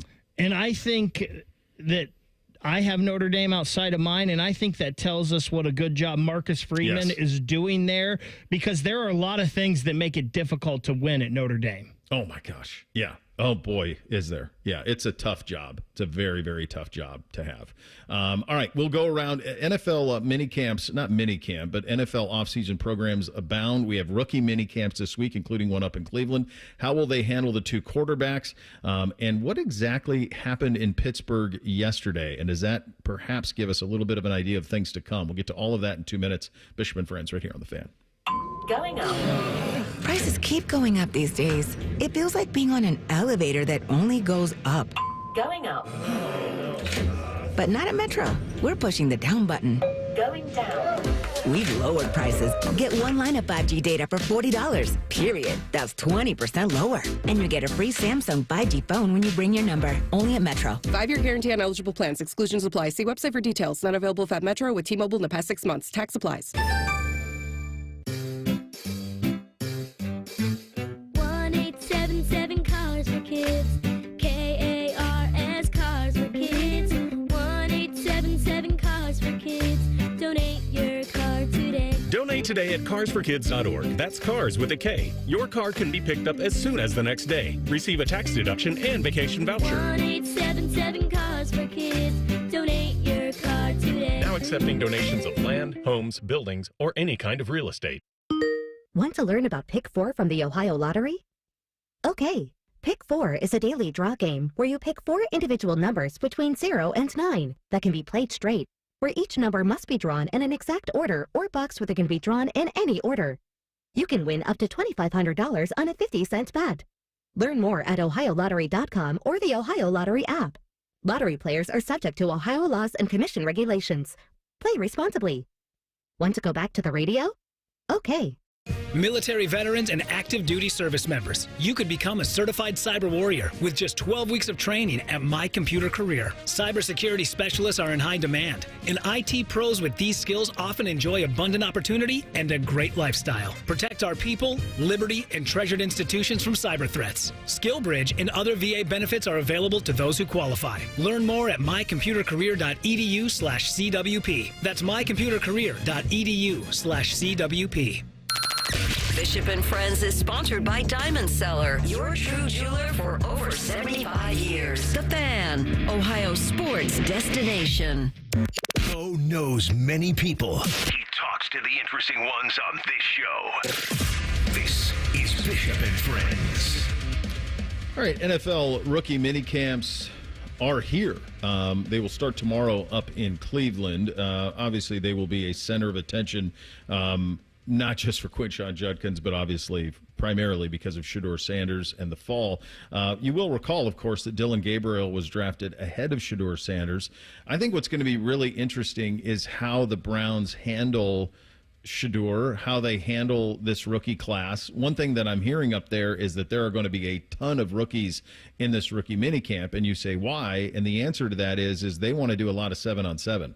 They want to see these quarterbacks throw. And so you need a bunch of receivers. You need a bunch of corners to be able to do that. So my guess is that the rookie minicamp that starts tomorrow up in Cleveland, and really the robust nature of it will be over the weekend, that you will see a lot of action from those two quarterbacks. Because quite honestly, I couldn't think of an example of this, of a team where you have a truly wide open 4-person quarterback race. Stefanski's in a situation here where, quite honestly, let the best man win. That's kind of where they're at. They traded for Kenny Pickett. They signed Joe Flacco. They drafted Dylan Gabriel first, and then Shedeur Sanders fell in their lap. And if you're Kevin Stefanski, you can just pick whichever one you like best. There's no agenda. You don't have to play anybody. He's never had that before. When he was signed to be the head coach of the Browns, the idea was you've got Baker Mayfield's just drafted number 1. Like, you have to make that work. It didn't, or maybe even more accurately, they thought that they found a way to upgrade to Deshaun Watson. Obviously, that did not work, as ownership has said. And now he's in this situation where he can just play the quarterback who's best. And he's got 4 of them to choose from. So I think what you're going to get out of Cleveland this week is a real beginning of the audition process between Dylan Gabriel and Shedeur Sanders. May be one of the most talked about NFL minicamp stories, right? The Obviously the hype of Shedeur and his slide and all of that. And I think these are two quarterbacks that we know so well. We've seen Dylan Gabriel play so much football. We've seen Shedeur Sanders, and obviously with his dad being who he is, he's been in the limelight forever. I think there's going to be a lot of focus on Cleveland in their minicamp this year. And it's going to be interesting to see, because if these guys go in there and play and show them something and then take that into camp before the season starts, Cleveland is going to be a team to watch for quarterbacks, because if someone goes down, they got Joe Flacco, they've got Kenny Pickett. Could one of them be up for grabs in this musical chairs in this quarterback room? It's a really good point on that in terms of availability. And I've said that I think that there's a chance, I think there's a decent chance that they carry 4 at the start of the year. Provided they're all still there, I do think there's a decent chance that they'll carry 4 of them for the first month or so. You've done the math on the, getting to the 53 and all of that, and I don't think they're going to carry as many receivers as they have in the past. And so my hunch is that they could carry 4 quarterbacks through September, October, until there is some sort of an injury that allows them to move off of one. But I do think that Gabriel and Shedeur are in a quarterback competition that starts really tomorrow. I also think it's really important. If I were Kevin Stefanski, I would not treat Shedeur Sanders any different than any other rookie on his roster. I wouldn't. I would treat it all the same. I would treat him like a 5th-round pick. I would treat Dylan Gabriel like a 3rd-round pick. That's what I would do. And I think it's important that they set that standard now, because otherwise it can be one of those things where you start making all of these conditions that are specific to one player. And I think when you start doing that, whether it's a 5th-round pick or the best player on your roster, you put yourself in a tough spot in terms of trying to hold people accountable. So not that he's going to be a problem. I don't think that he's going to be. I don't think he's a problem at all. I mean, his teammates loved him, all of those things. But you're going to get a real, true quarterback competition between Gabriel and Shedeur, and it's going to start tomorrow up in Cleveland, which I think will be a lot of fun. This is interesting. Mark Caboli, who's been a Pittsburgh insider for a long time, wrote this about Mike Tomlin in regard to the George Pickens trade. Quote, "Make no mistake about it, Tomlin, who has gone out of his way in the past to defend Pickens, is the one who decided that Pickens' rehabilitation project needed to end a year early. The ultimate decision had very little to do with the general manager, Omar Khan, although he signed off on it too, and of course it was okayed by team owner Art Rooney II. Pickens didn't ask for a trade. It was the Steelers who decided to ship him to the Cowboys." What do we make of this? I don't think it's surprising. I think this was coming. And it's just like we talked about, Bo. I sent you last night. I sent you this article in our text exchange. I sent you the meme of Forrest Gump running.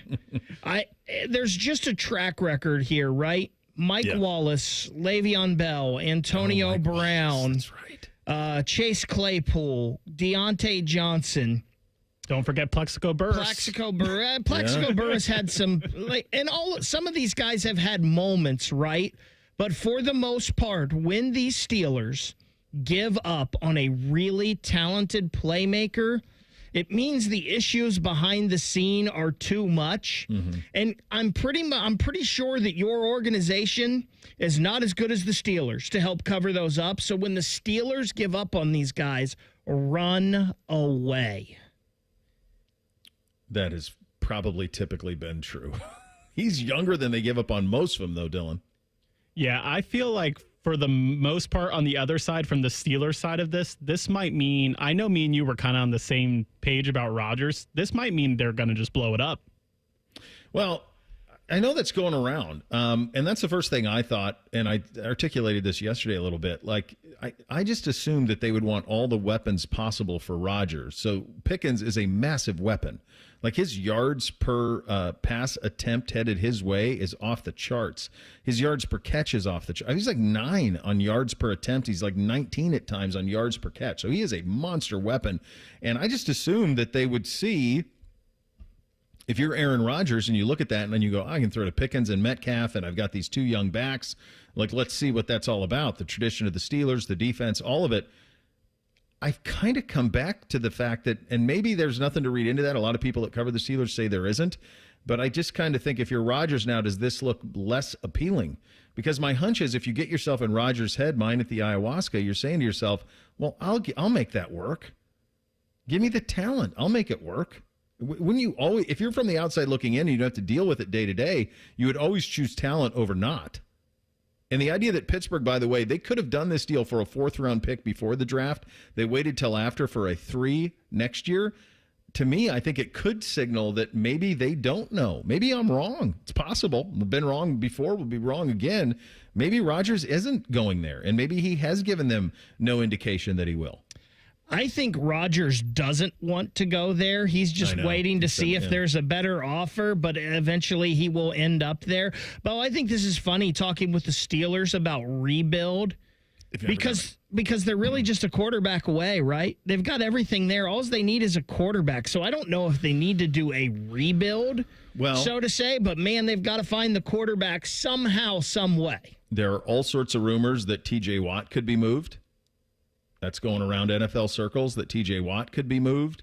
So then, now maybe you are headed for that. But they've never done it. I mean, it's crazy. But they've never gone to the bottom.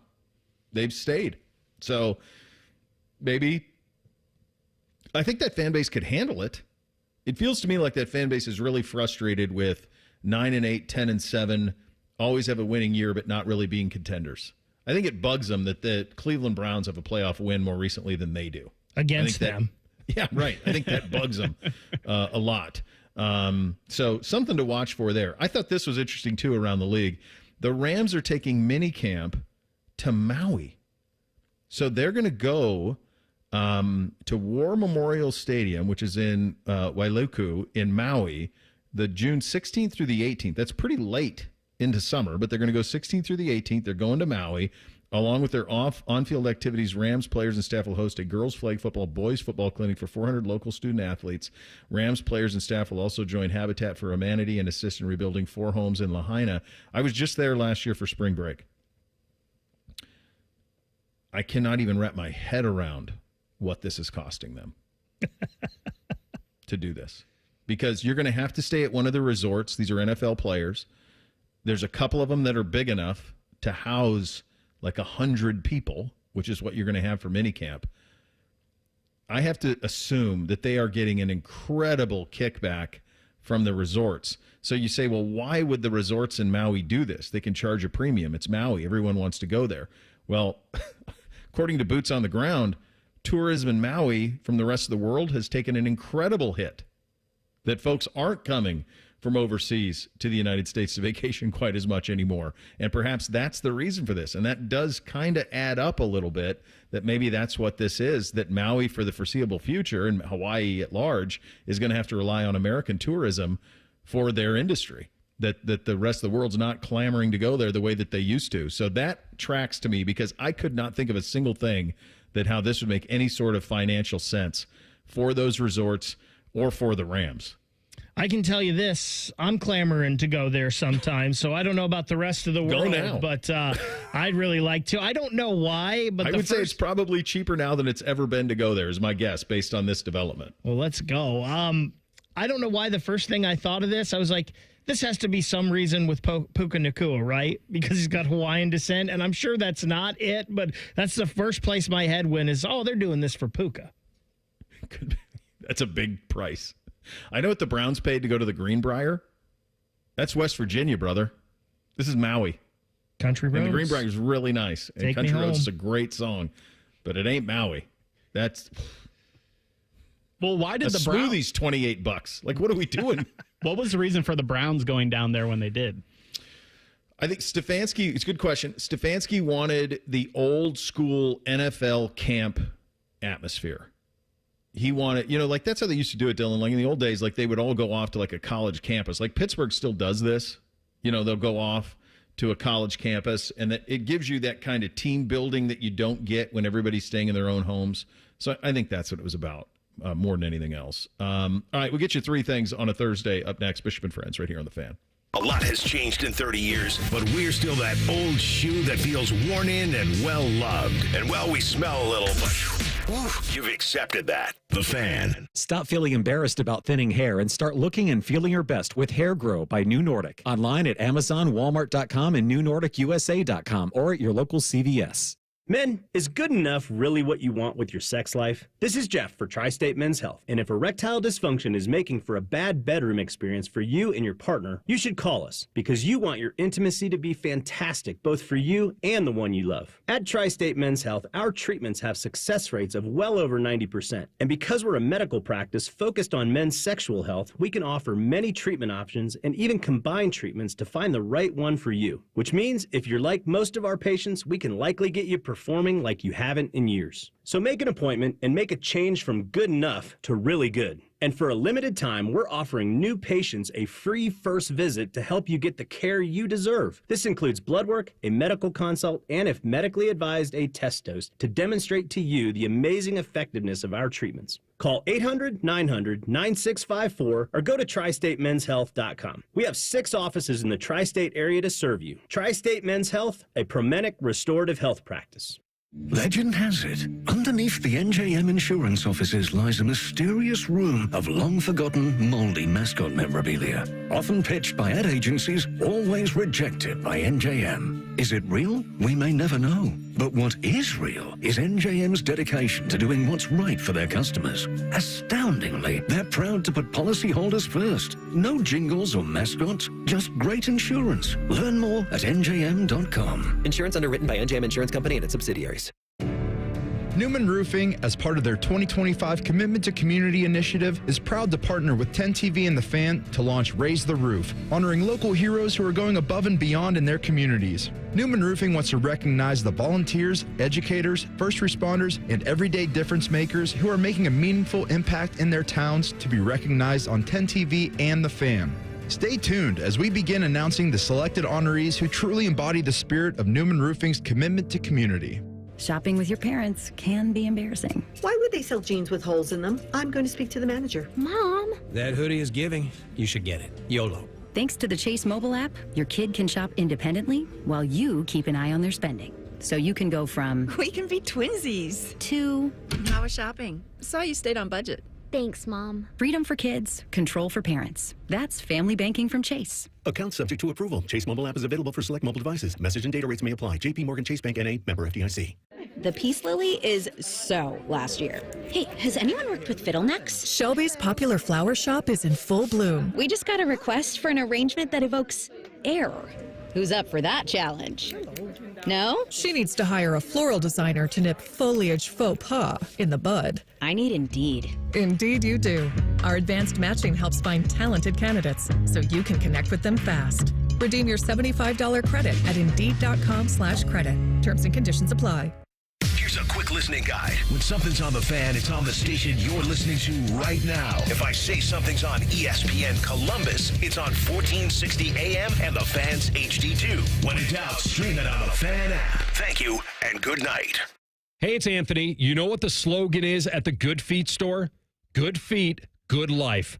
Friends have asked me, how are my personally fit arch supports different from the inserts and insoles they can buy online or in department stores?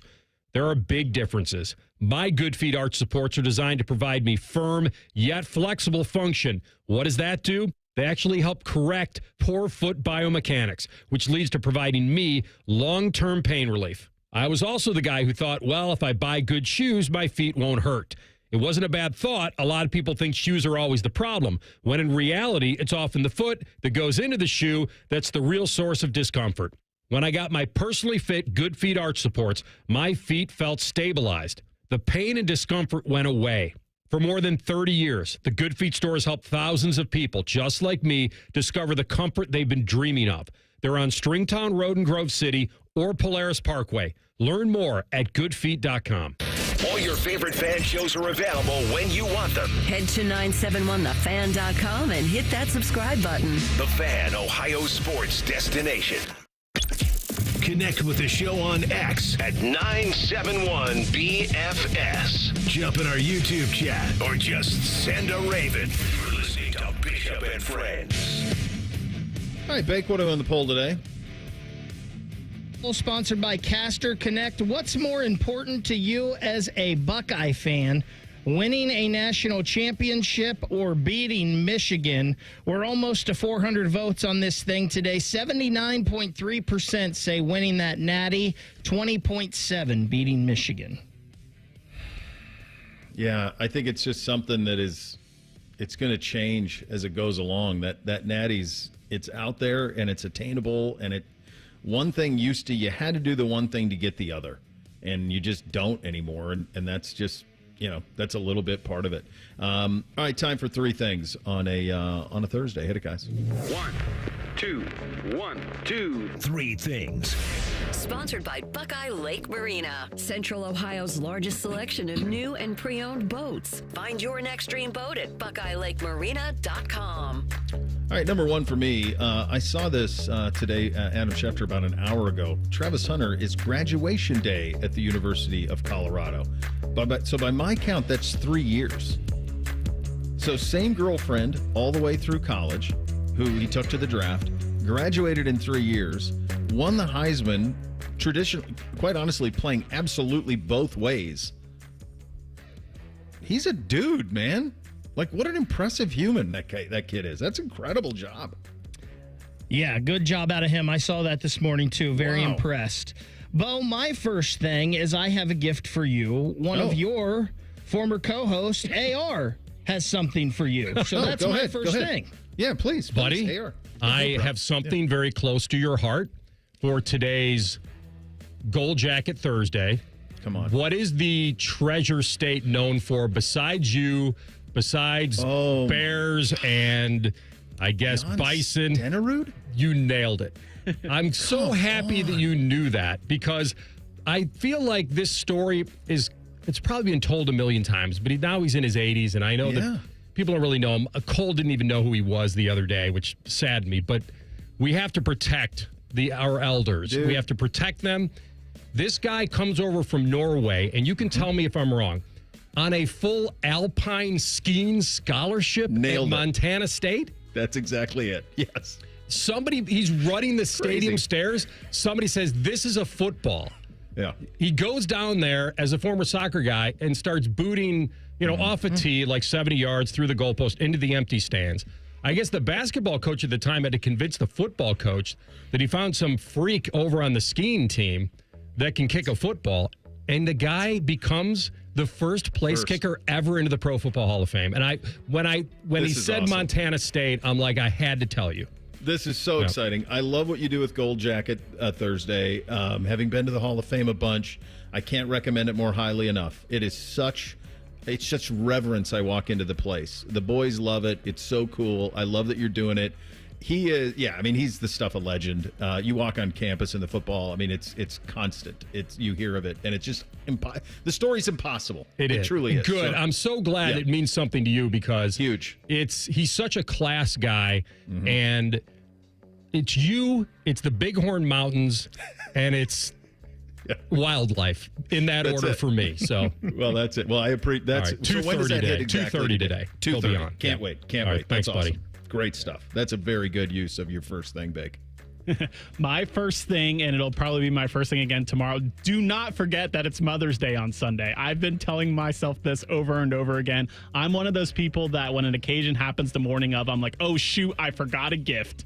And then it's a matter of rushing to the store before, I'm supposed to go visit my mother and trying to get that in before the allotted time. So I'm going to give 2 reminders, one today, one tomorrow. Don't forget it's Mother's Day on Sunday. No, and if you're married and you forget, you're on the couch for a month. I mean, just forget it. You got to have that locked in. That's when you got to land the plane on. Number 2 for me, as I mentioned, 26 days of fun for Bootsy. It continues today. Today was hat day.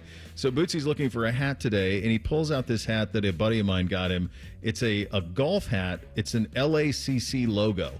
So golf people understand how exclusive LACC is as a country club.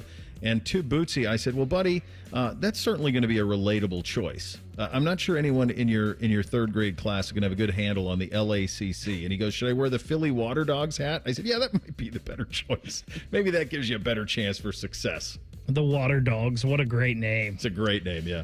Second thing for me, congratulations to the 14th ranked Ohio State women's golf team. For the first time since 2018, they qualified for the NCAA championships yesterday. They took third at the regional over at Scarlet. They shot 5 under as a team in the final round to get that third place finish. This is kind of nice. The NCAA championships, May 16th through the 21st at the Omni La Costa Resort and Spa in Carlsbad, California. That's a win. My second thing comes from our great state in Springfield Township. This video is making the rounds. Police discovered a raccoon holding a meth pipe during its arrest. Yeah, during their arrest. They pulled over a woman that had a suspended driver's license and an active warrant. And when they searched the car, there was a raccoon named Chewy with a meth pipe in the van.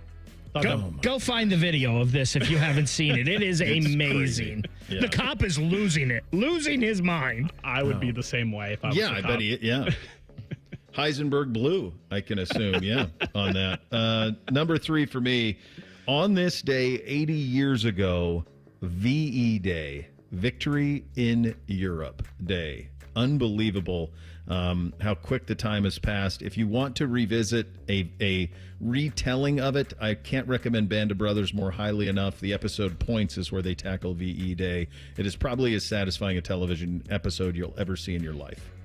Guys, there's something pretty special happening right now in the Stanley Cup playoffs. Mikko Rantanen set a pair of NHL records Wednesday night. The star winger scored 3 goals in a span of less than 8 minutes in the second period. It was his second straight game with a hat trick. He's the first player in Stanley Cup playoff history with multiple 3-goal periods in the same postseason. If you remember, he did it in the third period of the Game 7 series-clinching win over Colorado. He's only the 4th player in NHL history to achieve the feat at any point in his career, joining Wayne Gretzky, Rocket Richard, and Tim Kerr. He also set the NHL postseason record for having a goal or an assist on 12 straight scoring plays by his team.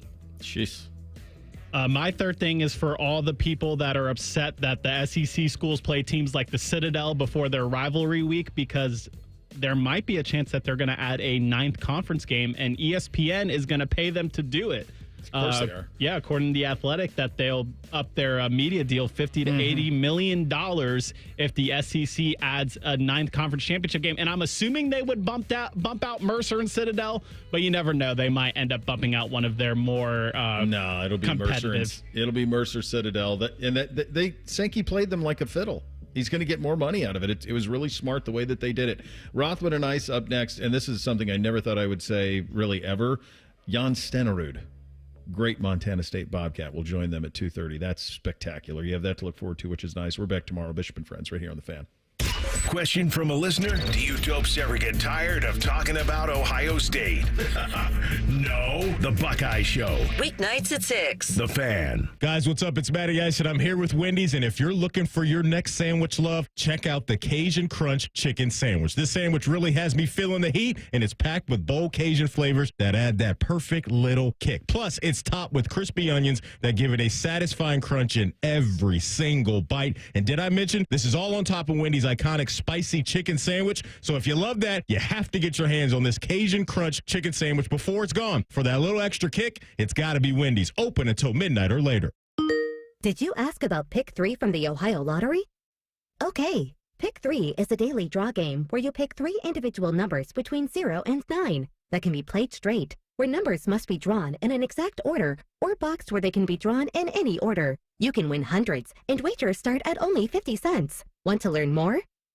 Okay, go to OhioLottery.com or the Ohio Lottery app. Lottery players are subject to Ohio laws and commission regulations. Play responsibly. Working your way through that honey-do list? That means more flushes, more showers, more fiddling with the thermostat. Trust the pros at the Waterworks with your plumbing and drain cleanings and repairs and all your heating and cooling needs. Our certified pros can repair or replace your furnace or air conditioner. Clogs? Call the Waterworks. Drain cleaning? Call the Waterworks. Plumbing issues? Call the Waterworks. Furnace repairs? Call the Waterworks. The Waterworks, trusted neighborhood plumbing, drain, heating, and cooling experts. Hey, what's up? It's T-Bone. This month of May is a fantastic time to win at Hollywood Casino Columbus. Win a pair of tickets to the Memorial Tournament by visiting at Hollywood Columbus on social media and follow the steps for a chance to win. You've got a chance every Tuesday for second chance drawings. You can cash in on your losing wagers. 5 winners every Tuesday get $100 pen cash. Plus, all you can eat ribs Tuesdays and Thursdays in May, only at the ESPN Bet Sportsbook inside Hollywood Casino Columbus. Must be 21 or older. Gambling problem? Call 1-800-GAMBLER. That's the sound of a Mountain Dew. And that's you enjoying its refreshing citrus kick. That's a cool breeze suddenly whistling through your hair. Whoa! That's you realizing you're now on a mountain. This is epic! That's you stating the obvious. That's you stepping up to the plate. That's you winning your kickball game. Yes! Let's go! That's you taking another sip of your... Do the do. Summer's just around the corner. Are you ready to hit the road in style? At Germain Toyota, the adventure starts now with the 2025 Toyota Tundra. Rugged, reliable, and built to take on anything summer throws your way. Drive off in a new Tundra with 1.99 APR for 48 months. That's right, low financing, high performance, and a season full of possibilities. Hurry into Germain Toyota. Germain Toyota on the corner of I-70 and Bryce Road or online at germaintoyota.net. 1.99 APR for 48 months with approved credit. See dealer for details. This Mother's Day, be direct. Tell Mom she shines without saying a word. At Diamonds Direct, we've curated a meaningful collection of timeless gifts for every budget, from birthstone rings and stackables to diamond pendants, pearls, and stunning earrings. So here's to Mom for her love, her strength, and always putting others first. This year, she deserves a gift that lasts a lifetime, and that's our specialty. Diamonds Direct, your love, our passion. Hey, it's Leslie from Pella Columbus. I'm Wilson from that other window place. One of my favorite things, Wilson, is the look on people's faces when they see the end price for Pella windows. Yeah, I'm always hearing, does it look like I'm wearing my money britches? More like, I can't believe we get the Pella look and quality at these prices. Oh, you went the other way with that. You're hearing good things. Oh, this is awkward. Get the window that homeowners rated the leading window brand in Columbus at PellaColumbus.com. Every 40 seconds, a child is reported missing. Find the Children is a nonprofit organization dedicated to helping find missing kids. You can be a part of their mission by donating your unwanted car. Call 1-800-294-0222. You'll receive the maximum tax deduction, and we provide fast, free pickup. Call 1-800-294-0222.